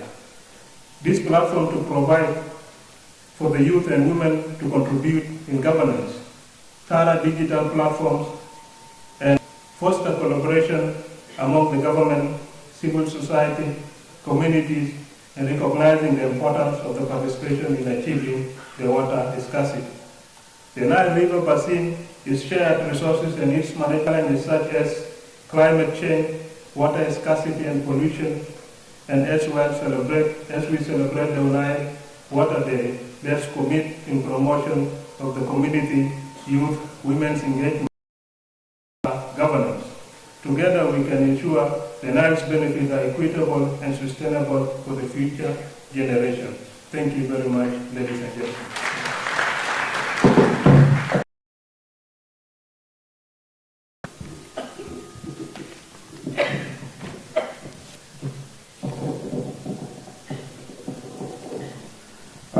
Let's give a round of applause once again to the Deputy Governor of Central Equatorial State, Honorable Paulino Obedi.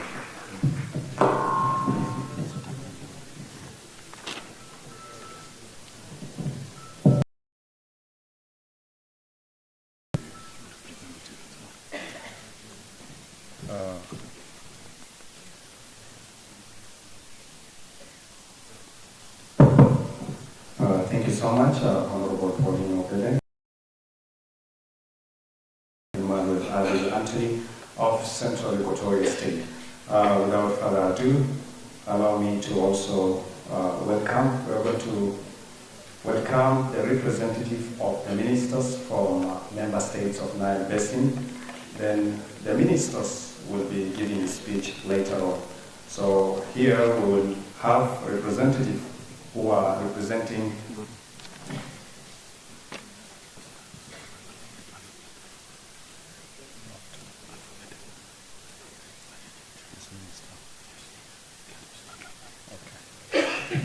All right, I was also informed to give a chance to ministers, then maybe later we'll give chance to representative. And together, let's welcome Professor Hani Silwand, representative, the Minister of Water Resources and Irrigation, Arab Republic of Egypt, who is coming to speak on behalf of his government. Also member of Nile Basin Initiative. Let's give him a round of applause. Thank you. Okay. I will ask you to wait for the guests to come back, for High Excellency Vice President to come, so we can have an interlude. The minister wanted the speech of his counterpart from Egypt to be heard by the chief guest, Excellency Vice President for Service Costa, High Excellency Joseph Lahu, to be present. With this, we'll give a session of an interlude to come, and we call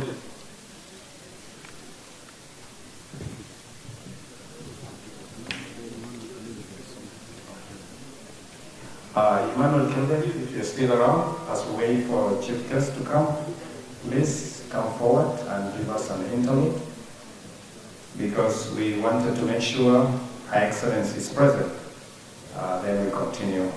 So our artist Emmanuel Kennedy, if you're there, please come forward and entertain us once again as the Minister of Water Resources and Irrigation, Professor Hani, is just waiting for Her Excellency to be present.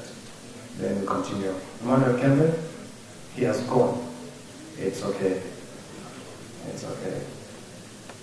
Once again, ladies and gentlemen, honorable ministers, excellencies, and members of diplomatic corps, and not forgetting diplomatic development partners, this day is very significant as we all gathered here to celebrate or to mark the Regional Nile Day in the Republic of South Sudan. And South Sudanese are very happy. As you can see, most of the ministers representative from different government have turned out to attend this event. Historical background as we wait for Her Excellency to arrive. This Nile Regional Day has been very, very tremendous and successful and very important to the life of the Nile Basin Initiative or the riparian countries or the upstream and downstream countries who have been part of this day. And as we mark this occasion, people of South Sudan are saying thank you to the Nile Basin Initiative organizations and all those who supported the day. And we're here to say Juba and the entire country is welcoming you. As Her Excellency is taking a seat, let me once again welcome His Excellency Professor Hanim, Minister of Water Resources and Irrigation, and continue with his remark. Thank you.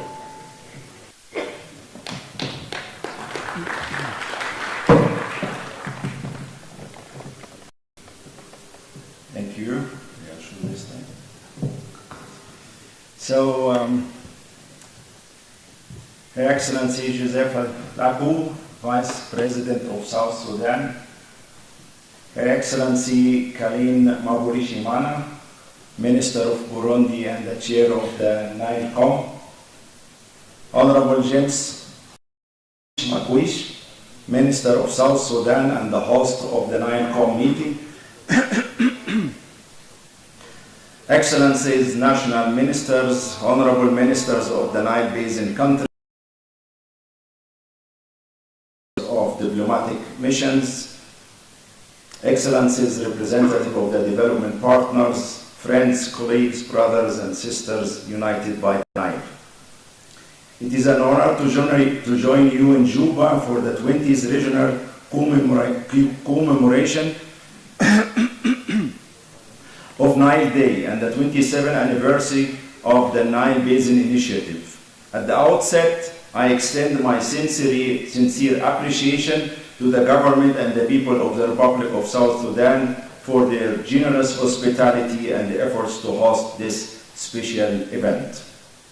This year's theme, Voices of the Youth and Women Engagement in Water Governance, is timely and closely aligned with the cooperative spirit that has guided our shared journey of water and are committed to safeguarding it. Women play a central role in managing household water use and supporting rural. Empowering women in water governance is not only a matter of fairness, it is essential for more effective and sustainable outcomes. Youth represent youth solutions. Investing in youth leadership through education, innovation and participation is an investment in the future for bringing our 10 Nile Basin countries together.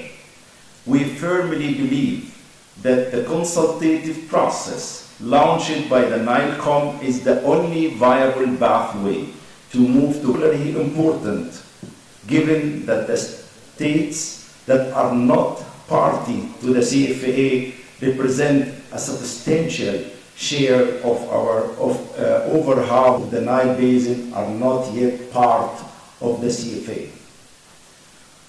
Their views, concerns, and interests must be fully taken into account. A flexible living instrument with clear provisions for amendment and progressive evolution under Articles 35 to the mutual satisfaction of all member states and to facilitate the accession of the remaining states to the CFA. The accession goal is a shared responsibility for all Nile Basin member states. And yesterday, we saw an overwhelming support to the special committee to continue the collective interest of the basin in cooperation, dialogue, and unity. Egypt remains committed to the consultative process in good faith and in a spirit of cooperation, and calls upon all Nile Basin countries to do the same. Continued support from member states and development partners is also essential to build consensus, trust, and inclusivity. In the same vein, it is essential to refrain from taking institutional steps toward the CFA Commission before a basin-wide consensus is reached. So no one should be left behind. So we cannot leave more than 50% of the basin behind us. Excellencies, Nile Day is more than a celebration of the river that unites us. It is a celebration of our life, our shared identity, and our collective spirit of inclusivity. It also creativity and heritage of the Nile Basin countries. Indeed, the Nile is not constrained by borders. On the contrary, it connects us. And in this spirit, I call upon all Nile Basin member states, partners, civil society organizations, and academic institutions to work together to ensure that our communities are heard, our women are empowered, our youth are engaged, and our unity is strengthened. Let us reaffirm our commitment to cooperation in the Let us celebrate our Nile family. Happy Nile Day. I thank you.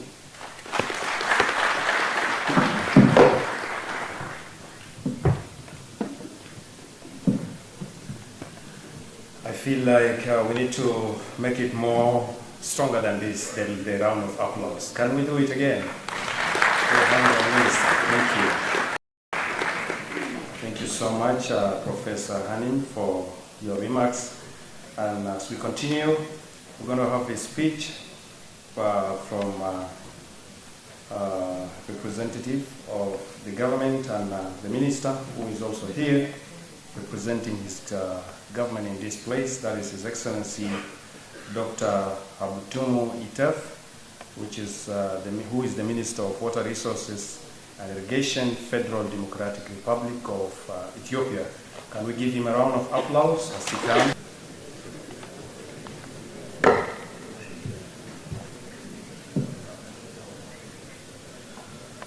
Your Excellency, Josephine Bushmena, Minister of Environment, Agriculture and Livestock, Republic of Burundi, and the Chair of United Council, Agriculture and Livestock, Republic of Burundi, and the Chair of United Council of Ministers, my great excellent hospitality accorded to me in my delegation since our arrival in Juba.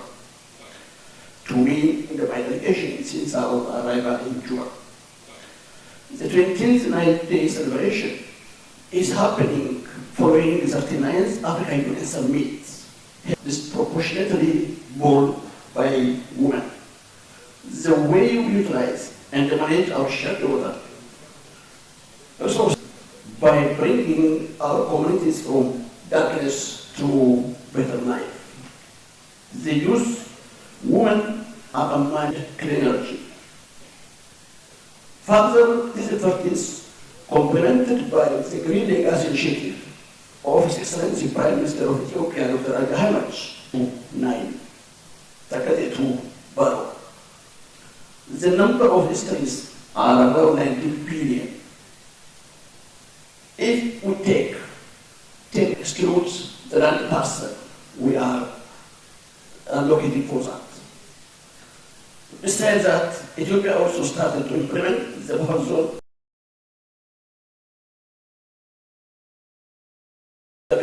so that the water will be arranged throughout the year with good quantity and quality.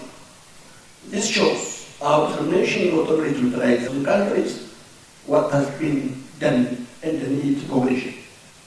Excellencies, ladies and gentlemen, cooperation is not an option.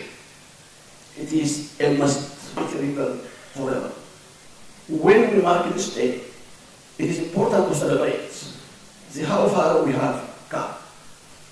At the same time, it is also a day to commit agreement CFA. CFA is our legal document that has replaced the colonial treaty.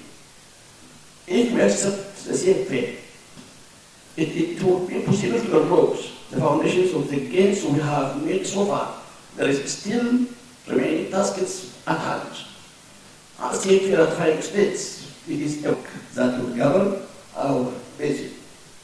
To this effect, there is a need to strengthen the bond among the ratifying states while eagerly waiting those that are yet to join. Let me once again extend my warmest appreciation to the people and the government of South Sudan. You have made this celebration truly wonderful and memorable by completely undertaking the responsibility. Thank you so much. I thank you.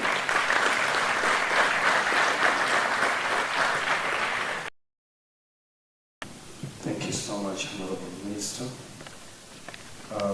We are moving well, and we're almost getting to the end of the program.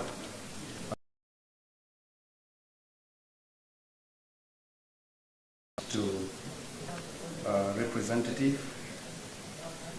from the Embassy of Kenya to read the statement by the Cabinet Secretary for Water, Sanitation and Irrigation during this 20th Regional Nile Day celebrations held here on the Executive Director Nile Basin Initiative, Technical Advisory Committee members, distinguished guests, ladies and gentlemen, good afternoon. I'm pleased to join you today during this important event, the 20th Regional Nile Day celebrations. I wish to start by thanking the government of the Republic of South Sudan for successfully organizing this important regional event. As we gather to celebrate the gains from a river that sustains our nations, we also celebrate the more than 20 decades of structured regional cooperation under the Nile Basin Initiative. This year's theme, Voices of the Nile, Community, Youth and Women Engagement in Water Governance, is both timely and transformative. It reflects a growing recognition that the governance of shared water resources cannot be the sole preserve of governments and technical experts. It must be inclusive and participatory. It must amplify the voices of those who depend upon its waters every single day. Excellencies, distinguished guests, ladies and gentlemen, the Nile is more than a water course. It's a lifeline for over 250 million people across our basin. It sustains agriculture, generates energy, supports ecosystems, and anchors livelihoods from rural villages to bustling capitals. For millennia, communities have drawn from its waters to cultivate crops, raise livestock, trade goods, and nurture families. Today, our responsibility as leaders is to ensure that the management of this shared resource is sustainable, equitable, and peaceful. Over the past 20 years, the Nile Basin Initiative has provided an inclusive platform for dialogue, data sharing, capacity building, and confidence building among our member states. This cooperation has strengthened trust, improved understanding, and created opportunities for joint investment and development. Yet, as we celebrate these achievements, we must also confront the evolving realities that challenge our basin. Excellencies, distinguished guests, ladies and gentlemen, our region faces rapid population growth, urbanization, food insecurity, climate variability, and increasing demand for water and energy. Climate change is intensifying floods in some areas and deepening droughts in others. Degradation threatens watersheds and wetlands that regulate our hydrological system. These pressures underscore a simple truth: water governance must evolve. Policies designed without community engagement often struggle in implementation. Infrastructure built without local ownership may not risk misunderstanding. The voices of the Nile must therefore be broadened. Excellencies, distinguished guests, ladies and gentlemen, climate change presents one of the most significant threats, and early warning systems are most effective when local actors are empowered. Excellencies, distinguished guests, ladies and gentlemen, in conclusion, the of the Nile states. May this 20th Regional Nile Day celebration inspire a renewed commitment to inclusive, equitable, and sustainable water governance. I thank you. The chairman of Water Resources Technical Organ in Sudan. Let's warmly welcome him as he comes to give us an address. Guest of honor, Her Excellency the Vice President of the Republic of South Sudan,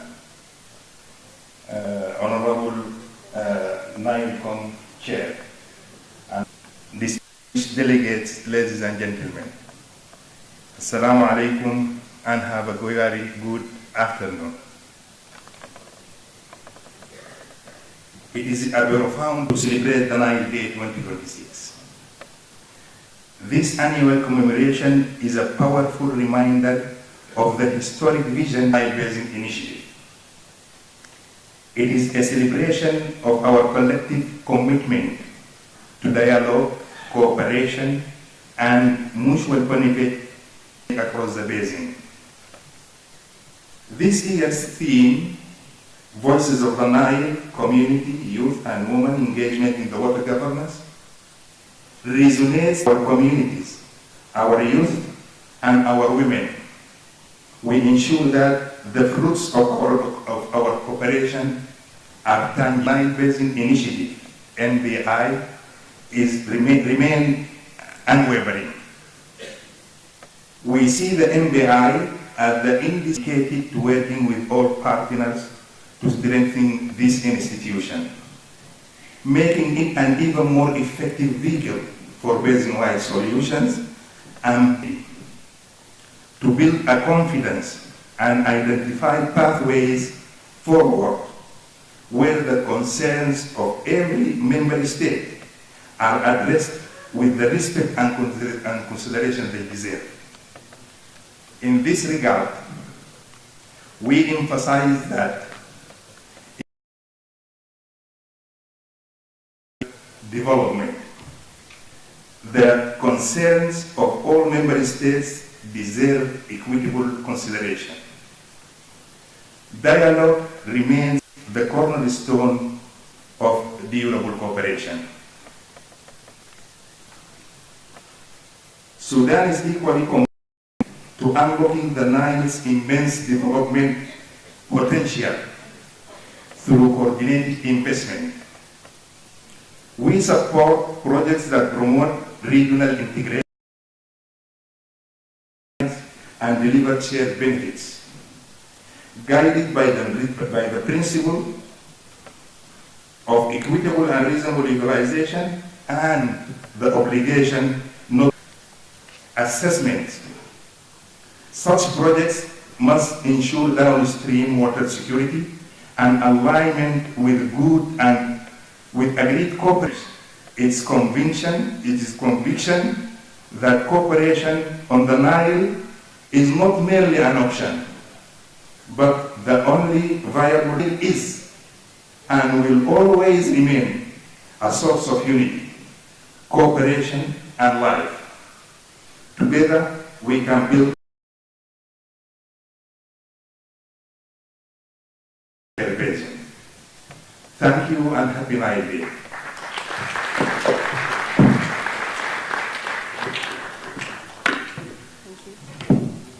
Thank you so much. We have heard from Egypt, Ethiopia, Kenya, and also Sudan. Allow me to call for a country statement from Tanzania, and that is going to be presented by Honorable together to welcome him as he gives us an address.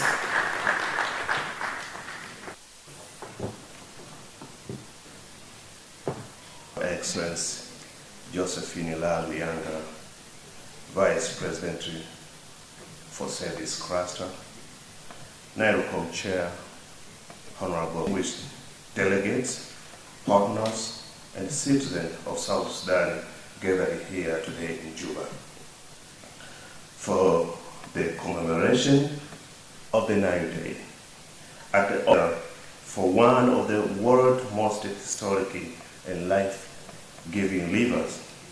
This is more than a ceremony. It is a reaffirmation of our shared commitment,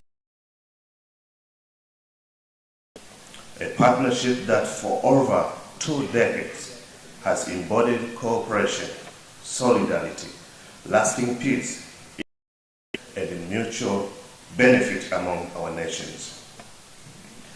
Dear brothers and sisters, the Nile is more than, it is a heartbeat of our region.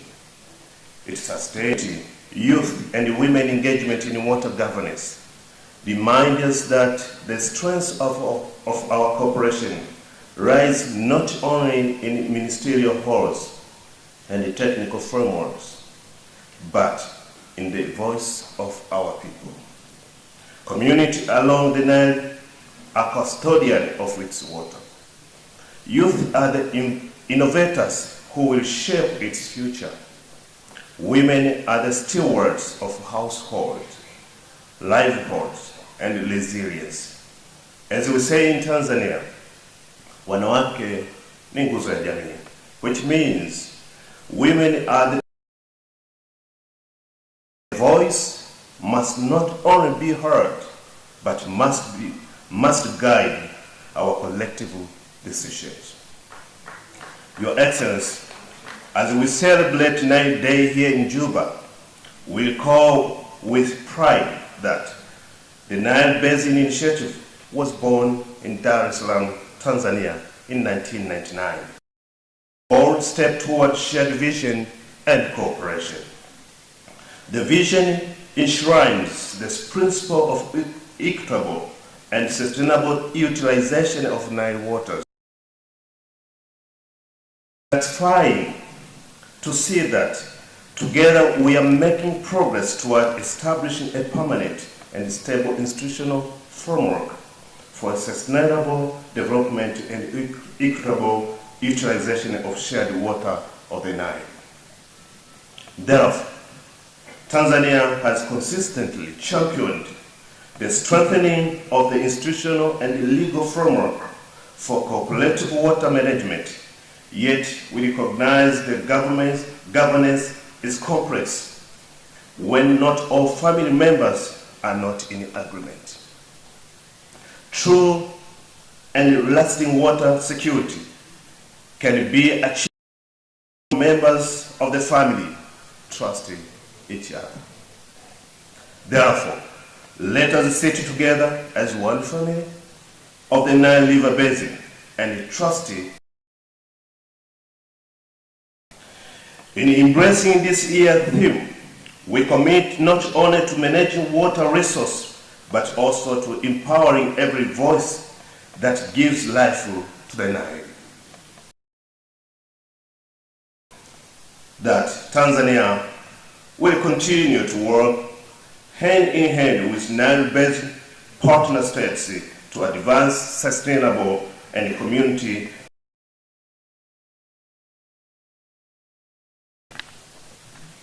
Your Excellency, last week in Addis Ababa, the African Union launched the African Water Vision 2063 and it declared to be on water. Indeed, this is a golden opportunity that at the highest political and leadership level to give water. This is an opportunity for the Nile Basin to strengthen cooperation and leadership on water and enhance water management and development of the basin population.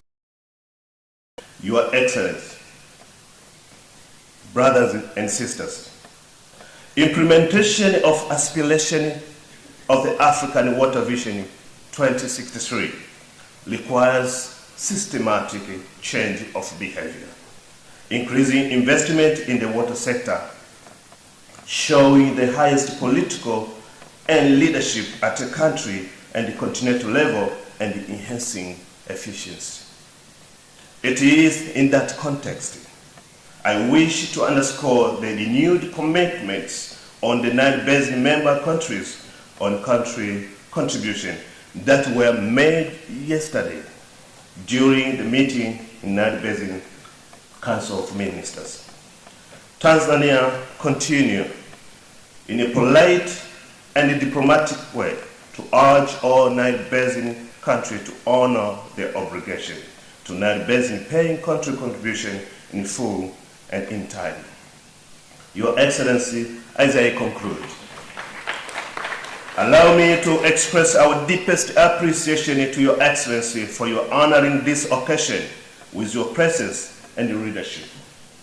We are equally grateful to the government and the warm and generous people of South Sudan for their gracious hospitality and for hosting this memorable celebration here in Juba.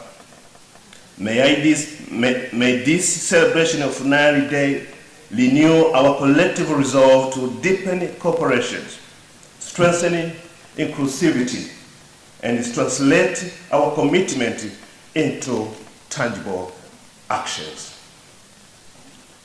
Your Excellency, more than 60 years ago, the first president of Ghana, Kwame Nkrumah, said, "Africa must unite."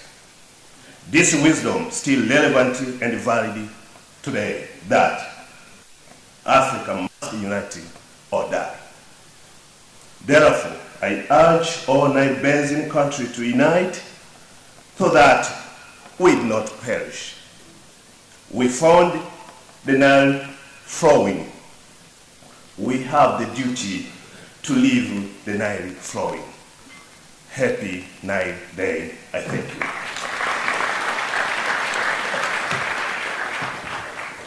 Thank you. Thank you so much. I would like to proceed and call for a country statement by Uganda, and that is going to be presented by Dr. Alfred Ohidi, the representative of the Minister of Environment, Uganda. Let's please put our hands together to welcome him as he gives us an address.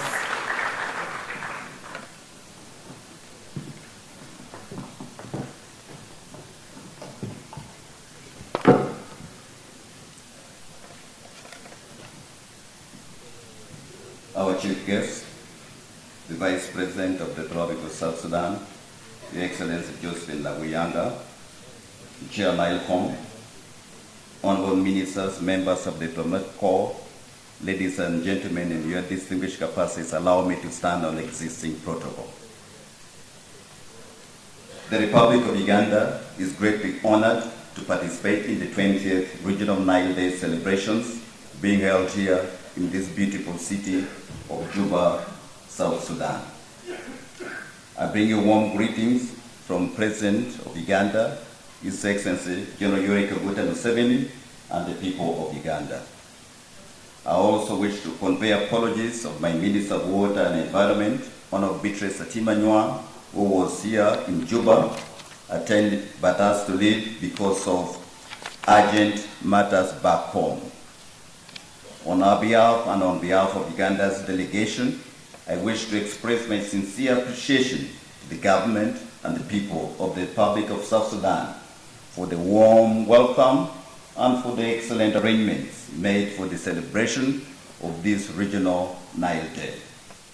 This is a clear indication of your strong commitment to cooperation on the shared Nile Basin water resources. Dear guests of honor, ladies and gentlemen, the theme of this year's Regional Nile Day is Voices of the Nile, Community Youth Women Engagement in Water Governance. It is very timely and reminds all of us, the leaders and the citizens of the basin, of the importance of full involvement of all key stakeholders, especially women and youth, in the sustainable management and development of Nile Basin water resources. The women and youth are often marginalized in water governance. Yet, they are the ones who are most affected by poor water resources management amidst the growing threats of climate change. Fellow celebrants, the Nile remains a shared lifeline for our peoples and economies. Strengthening cooperation, sustaining our institutions, and ensuring predictable finance are not optional, but necessary conditions for achieving water security, energy security, and sustainable development in the basin. Uganda remains firmly committed to the principles of cooperation and strengthening of the regional institutions that support collective basin management. We believe that a financially sustainable, technically robust, and politically supportive institution is indispensable to the future of effective basin-wide cooperation. Although enormous achievements have so far been realized through our cooperation under the Nile Basin Initiative, we still face a lot of challenges that hinder the achievement of water security. These challenges are amplified by climate change and ecosystem degradation, among others. We therefore need to more aggressively explore innovative ways of addressing these challenges amidst the imperative of sustainable water resources management. Distinguished participants, Uganda being both upstream and downstream of its landmass area being wholly in the Nile River Basin attaches a lot of importance to cooperation on the shared Nile Basin water resources. Our survival depends entirely on how these shared resources are sustainably managed. I wish to commend the Nile Basin countries for the commendable steps taken to strengthen the basin-wide cooperation through the establishment of the legal framework in the form of Nile Basin Cooperative Framework Agreement, the CFA. This milestone reflects the value and the strategic importance that our countries attach to cooperative and sustainable management of the shared water. The Nile River Basin Commission has been established, marking a new phase in institutionalizing basin cooperation. It is my hope that through sustained dialogue and mission, history shows that cooperation and not conflict is the most common response to transboundary water management issues. Uganda therefore reiterates its commitment to cooperation with other Nile Basin states and will continue to play a very active role in the ongoing engagements to ensure that we have an all-inclusive appreciation to our development partners for supporting us over the years to realize the benefits of cooperation and promote the Nile Basin development agenda. We hope that development of the Nile Basin water resources. Allow me once more to thank the government and the people of South Sudan who did not only accept to host this event, but have also Nile Basin Initiative Secretariat to ensure that we have a very colorful and excellent celebrations. I wish you all good Nile Day celebrations for God and the country.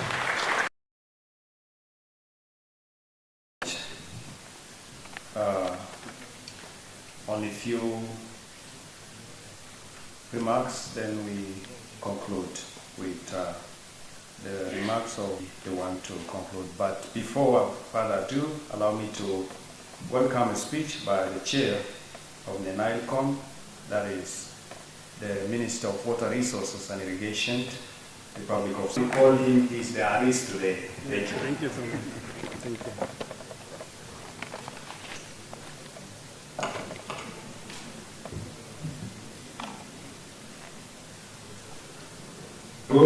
The Vice President for Service Canasta and the guests of the honor.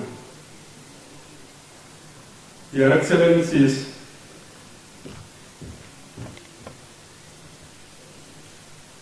Honorable Chair of the NileCom, Honorable members of the community-led protocol remain observed. Your Excellency,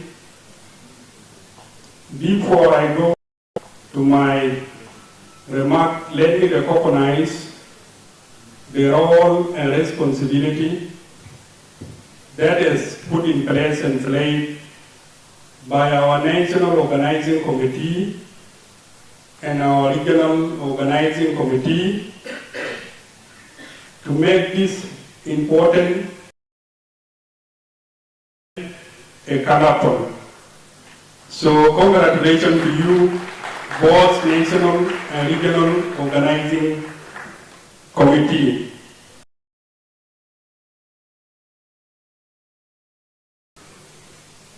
I want also to underline, and I'm happy that my promise to my and convincing my colleague during the engagement to bring this historical and important day to the Republic of South Sudan is peaceful. And I'm happy that all of you came and witnessed it today, that the Republic of South Sudan is peaceful. To address the 20th Regional Nile Day celebration, which coincides with the 27th anniversary of the establishment of the Nile Basin Initiative in Dar es Salaam, Tanzania, on 22nd February 1999. Your Excellency, distinguished guests, let me take this golden opportunity to thank and appreciate His Excellency General Salva Kiir Mayardit, the President of the Republic of South Sudan, for passing the resolution to make this day happen. Let us put a round of applause to His Excellency, the President. Your Nile community youth and women engagement in water governance. Your Excellency, with your permission, and the product of the Nile is life. And let me call upon someone behind there, there's somebody called Majid there. Majid, can you come here for those people? Majid, please, can you come in?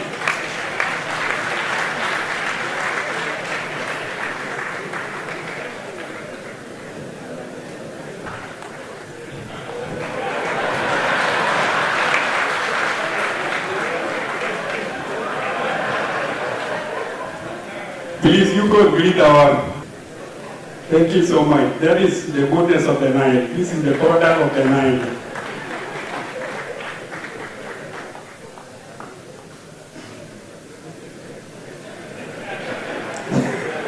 Thank you so much. Thank you so much, David.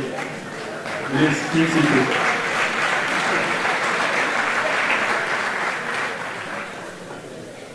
And the people of the Republic of South Sudan are very proud to host the 20th Regional Nile Day celebration in Juba for the first time in the history, mostly by the NILCOM Council of Ministers, and it is 34th extraordinary meeting. It is a very small transition of the chairmanship from the Republic region. It's given to South Sudan. I'm now a chair of NILCOM, the Nile Equatorial Lake Subsidiary Council of Ministers. This is a blessing. Your Excellency, on behalf of my country, my leadership, my people of the Republic of South Sudan, to my colleague of NILCOM members for confidence given to me to lead this council, and I also congratulate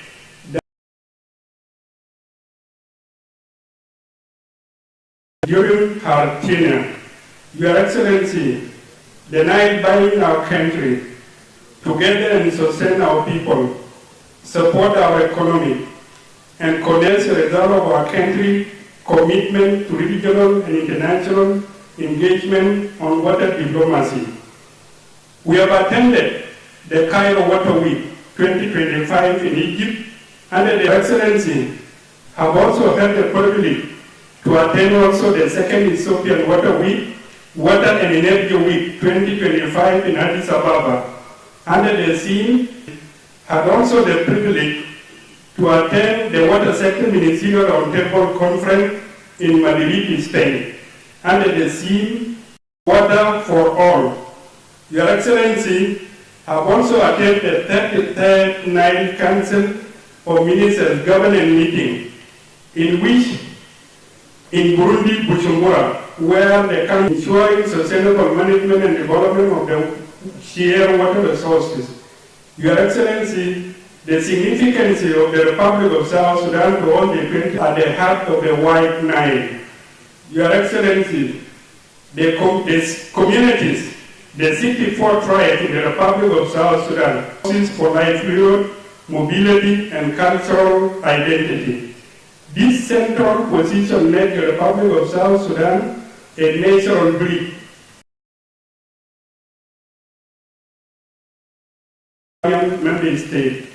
Your Excellency, the Republic of South Sudan reaffirmed its commitment to the World Compact in accelerating water sanitation and a deal signed by His Excellency the President on 3rd June 2024 in line with 39 African Union Summit under the theme Assuring Sustainability Water.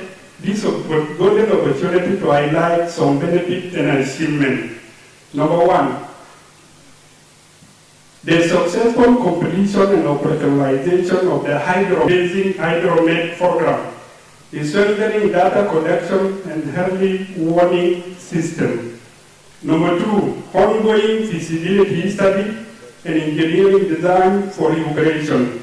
Number three, capacity building through fully funded master degree program for South Sudanese professionals under the NBI Share and Young Professional Program, promoting knowledge and exchange technical excellence.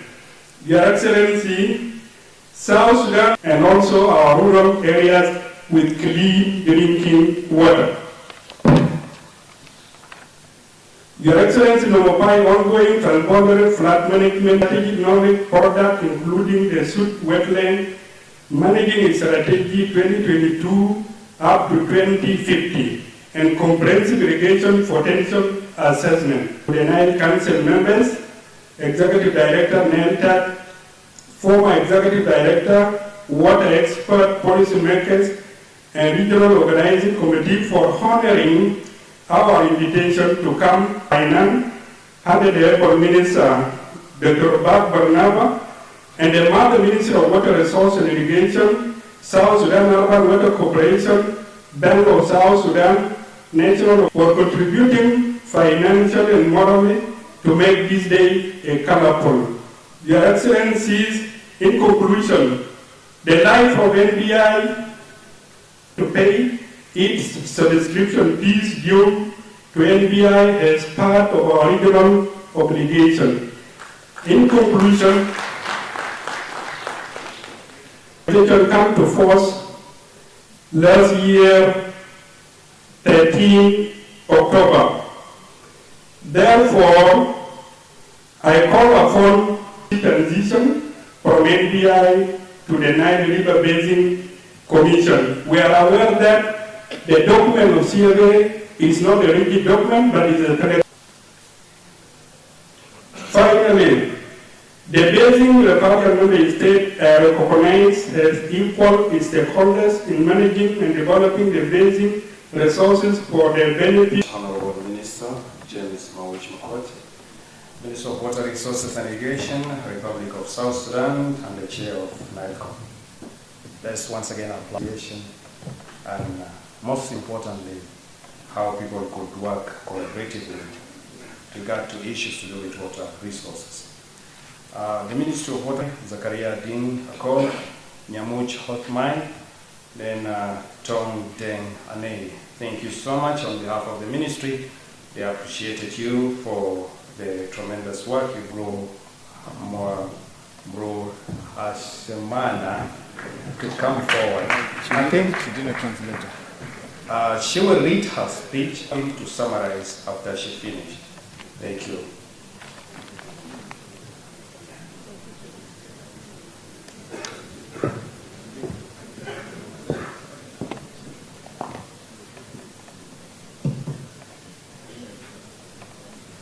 Excellence Madame le Vice-président de la République du Soudan du Sud, Excellence Monsieur le ministre des Ressources en eau et du Conseil des ministres du bassin du Nil, Excellence Monsieur le ministre présent, Excellence Mesdames, Messieurs les membres des corps diplomatiques ici présents, Monsieur le directeur exécutif,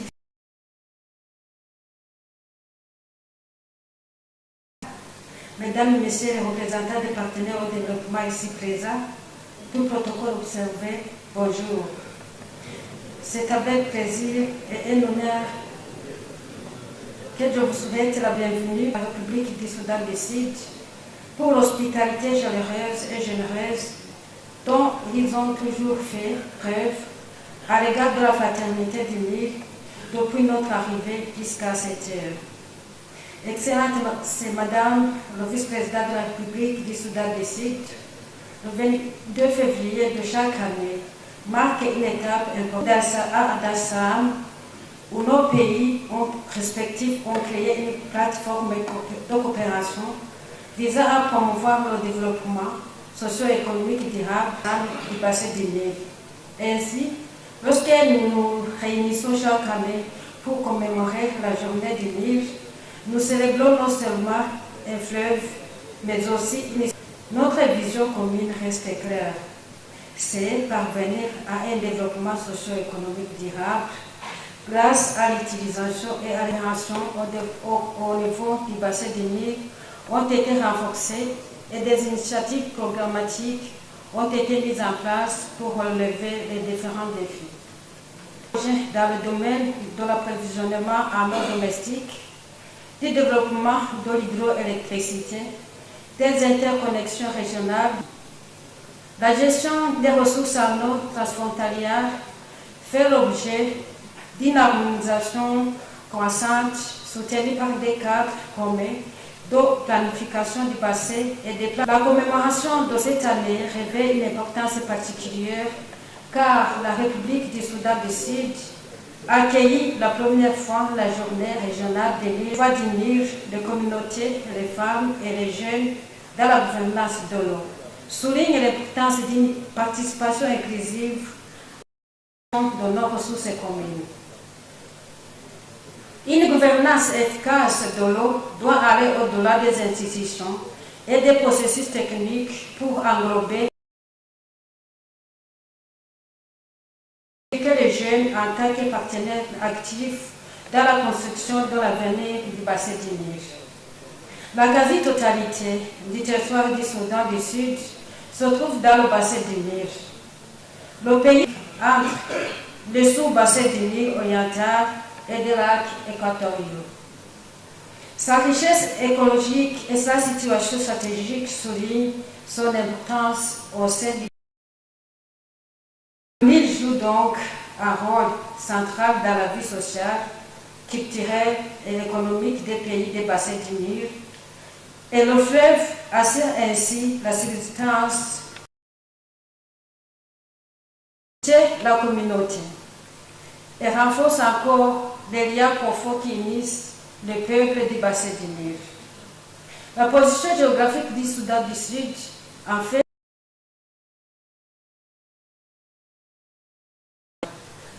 son rôle de passerelle dépasse la simple géographie. Il reflète la possibilité de traduire le dialogue pour entraîner des déplacements de population, la perte des moyens de subsistance et une pression sur les infrastructures. Ces défis liés des effets des inondations et de sécheresse ne s'arrêtent pas aux frontières nationales et notre réponse collective ne devrait pas s'arrêter là non plus. Or, la réparation est la réponse.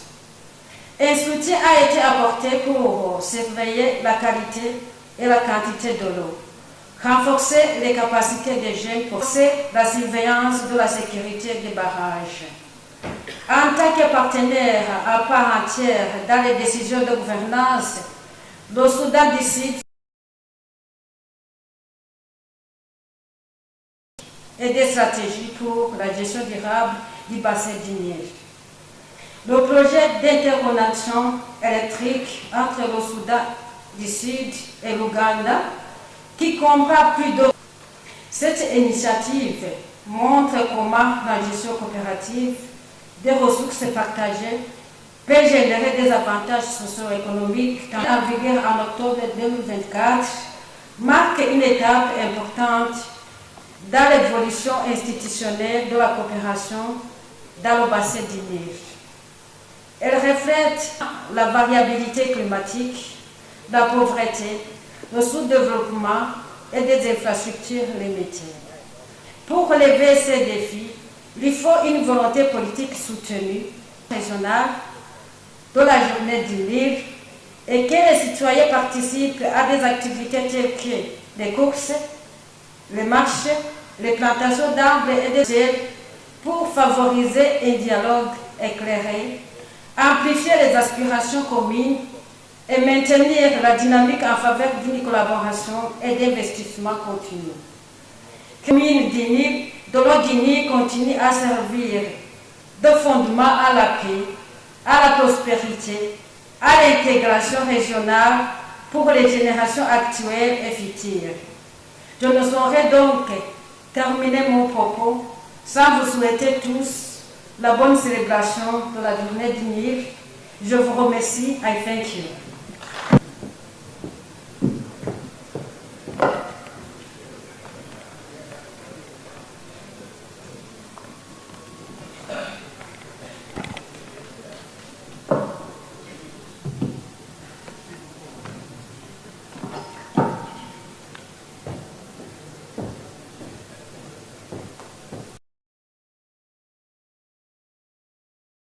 Your Excellency, for giving me this opportunity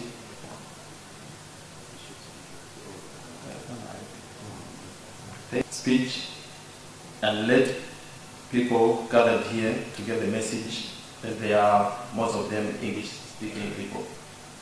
So, the voice of South Sudan, Honorable James Mawich Makwach, Host Minister and NELCOM Chair, Cabinet Minister of South Sudan, Executive Director of NBI, members of the diplomatic corps, representatives of the development partners here present, members of and generous hospitality consistently according to the Nile fraternity during our engagements in this country. Today, 22nd, at promoting sustainable socio-economic development, advancing equitable utilization of shared water resources, and strengthening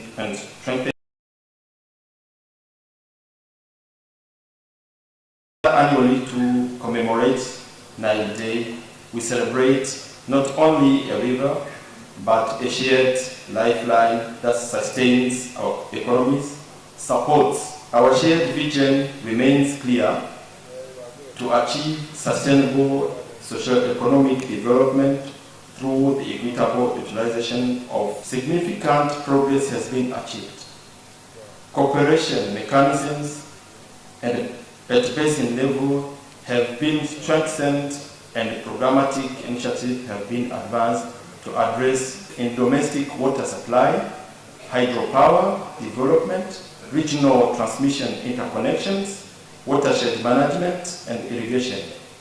There is increasing commemoration is particularly significant as the Republic of South Sudan hosts the Regional Nile Day under the framework of the Nile Basin Initiative for the first time. Water governance must extend beyond institutions and technical processes to embrace communities, empower women, and engage youth. The country occupies a central position within the White Nile system and serves as a geographical link between Eastern Nile and the Nile Equatorial Lakes surface and reinforces the deep interconnections among people across the basin. South Sudan geographic position makes it a natural bridge between upstream Communities in South Sudan have experienced severe and recurrent flooding, leading to displacement, loss of livelihoods, and strain of either should our collective response. Through the Nile Basin Initiative, South Sudan has benefited from seasonal hydrological outlooks, advancing policy guidance for the management of the Sud wetlands, and strengthening dam safety oversight.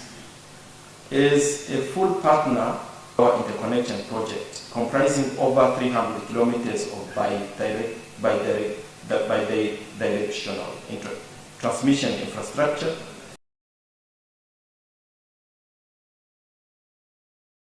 tariffs, and connect South Sudan to the border regional electricity network. This initiative demonstrates how cooperative management of the shared resources can generate tangible socio-economic benefit, marks an important development in the institutional evolution of the Nile Corporation.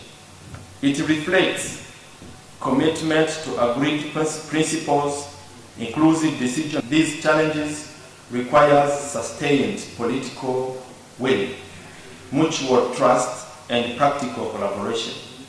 Durable solutions mark this 20th regional commemoration of the Nile Day, and as citizens participate in activities including the run, walk, tree planting, and exhibitions, they form dialogue, amplifying shared aspirations, and sustaining momentum for continued collaboration and investment. Let this commitment to cooperation, inclusivity, and sustainable development. May our shared stewardship of the Nile continue to serve integration for present and future generations. I thank you very much, and I wish you a happy Nile Day. Thank you. Thank you so much. Member State of Nile Basin Initiative, I'm sure they have got the message that was read in French to our people. Member State of upstream and downstream countries, Republic of South Sudan, Ambassador Mande Simaya Kumba, and if he's done with this remark, he will call upon the Minister of Cabinet Affairs, Dr. Martin Elia Romolo.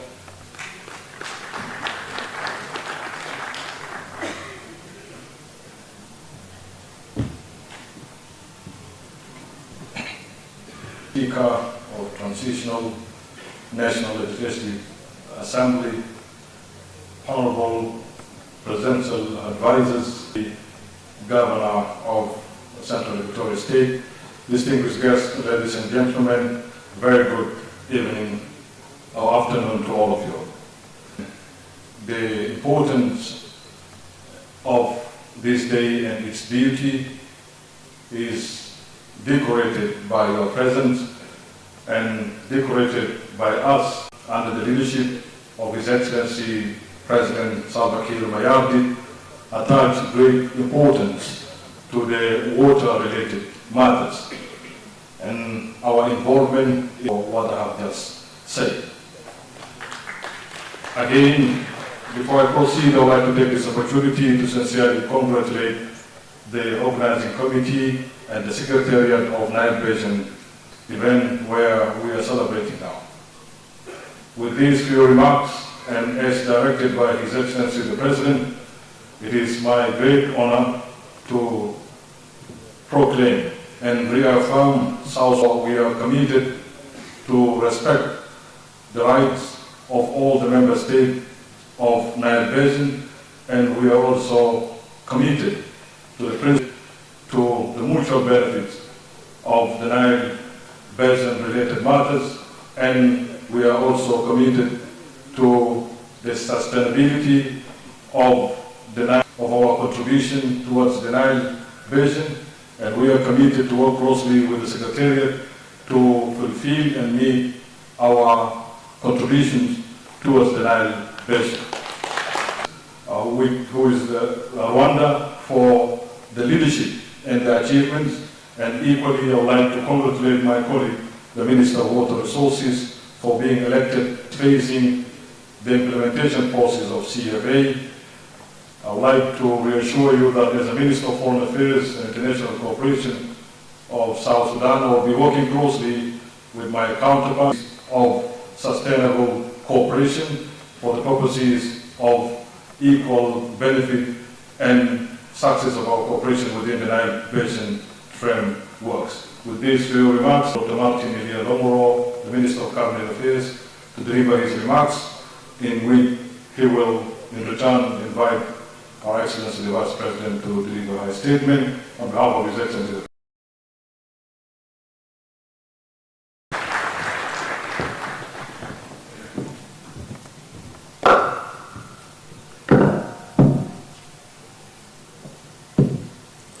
Your Excellency the Vice President Josephine Salva Kiir, Your Excellencies, Honorable Ministers of the Government of the Republic of South Sudan, I appreciate your presence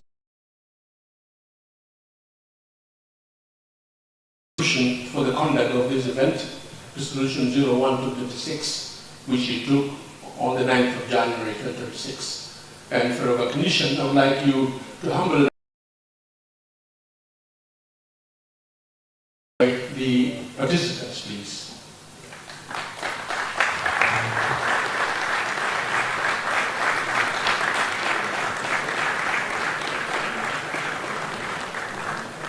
Thank you, Neil. Our development partners, ladies and gentlemen, that we are present within the Nile Basin. This event is a celebration of our self-destiny. And I would like to welcome again around to see what is happening in the Republic of South Sudan. Your theme, Voices of Community, Youth and Women, Engagement in Water Governance, rising. But I want to thank Dr. Julia Waldron for that exemplary statement showing practical importance of how I have heard all the statements that have been said here, and those statements clearly confirm that the needs of youth, women mentioned policy direction that will confirm that all of you are engaged in governance and in development of water. Imagine the needs of the youth, the women, the community in Burundi. Are they any different? That being said, it means you have to imagine if you were sabotaging or prohibiting development in the communities on the Nile.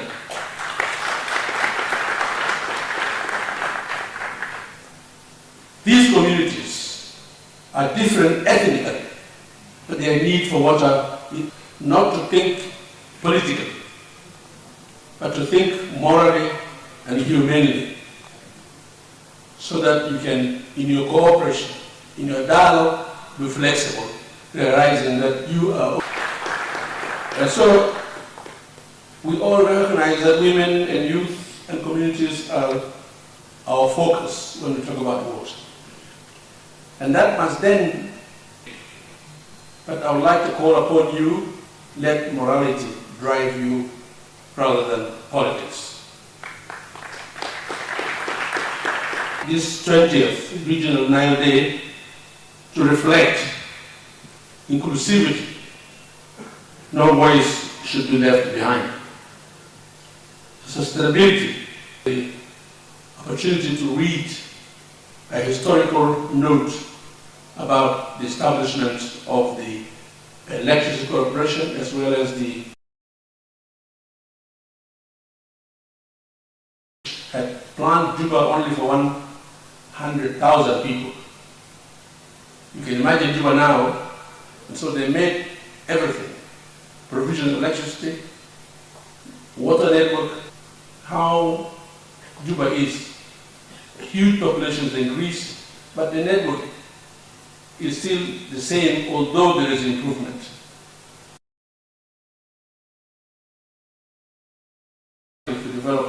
water sector in our country.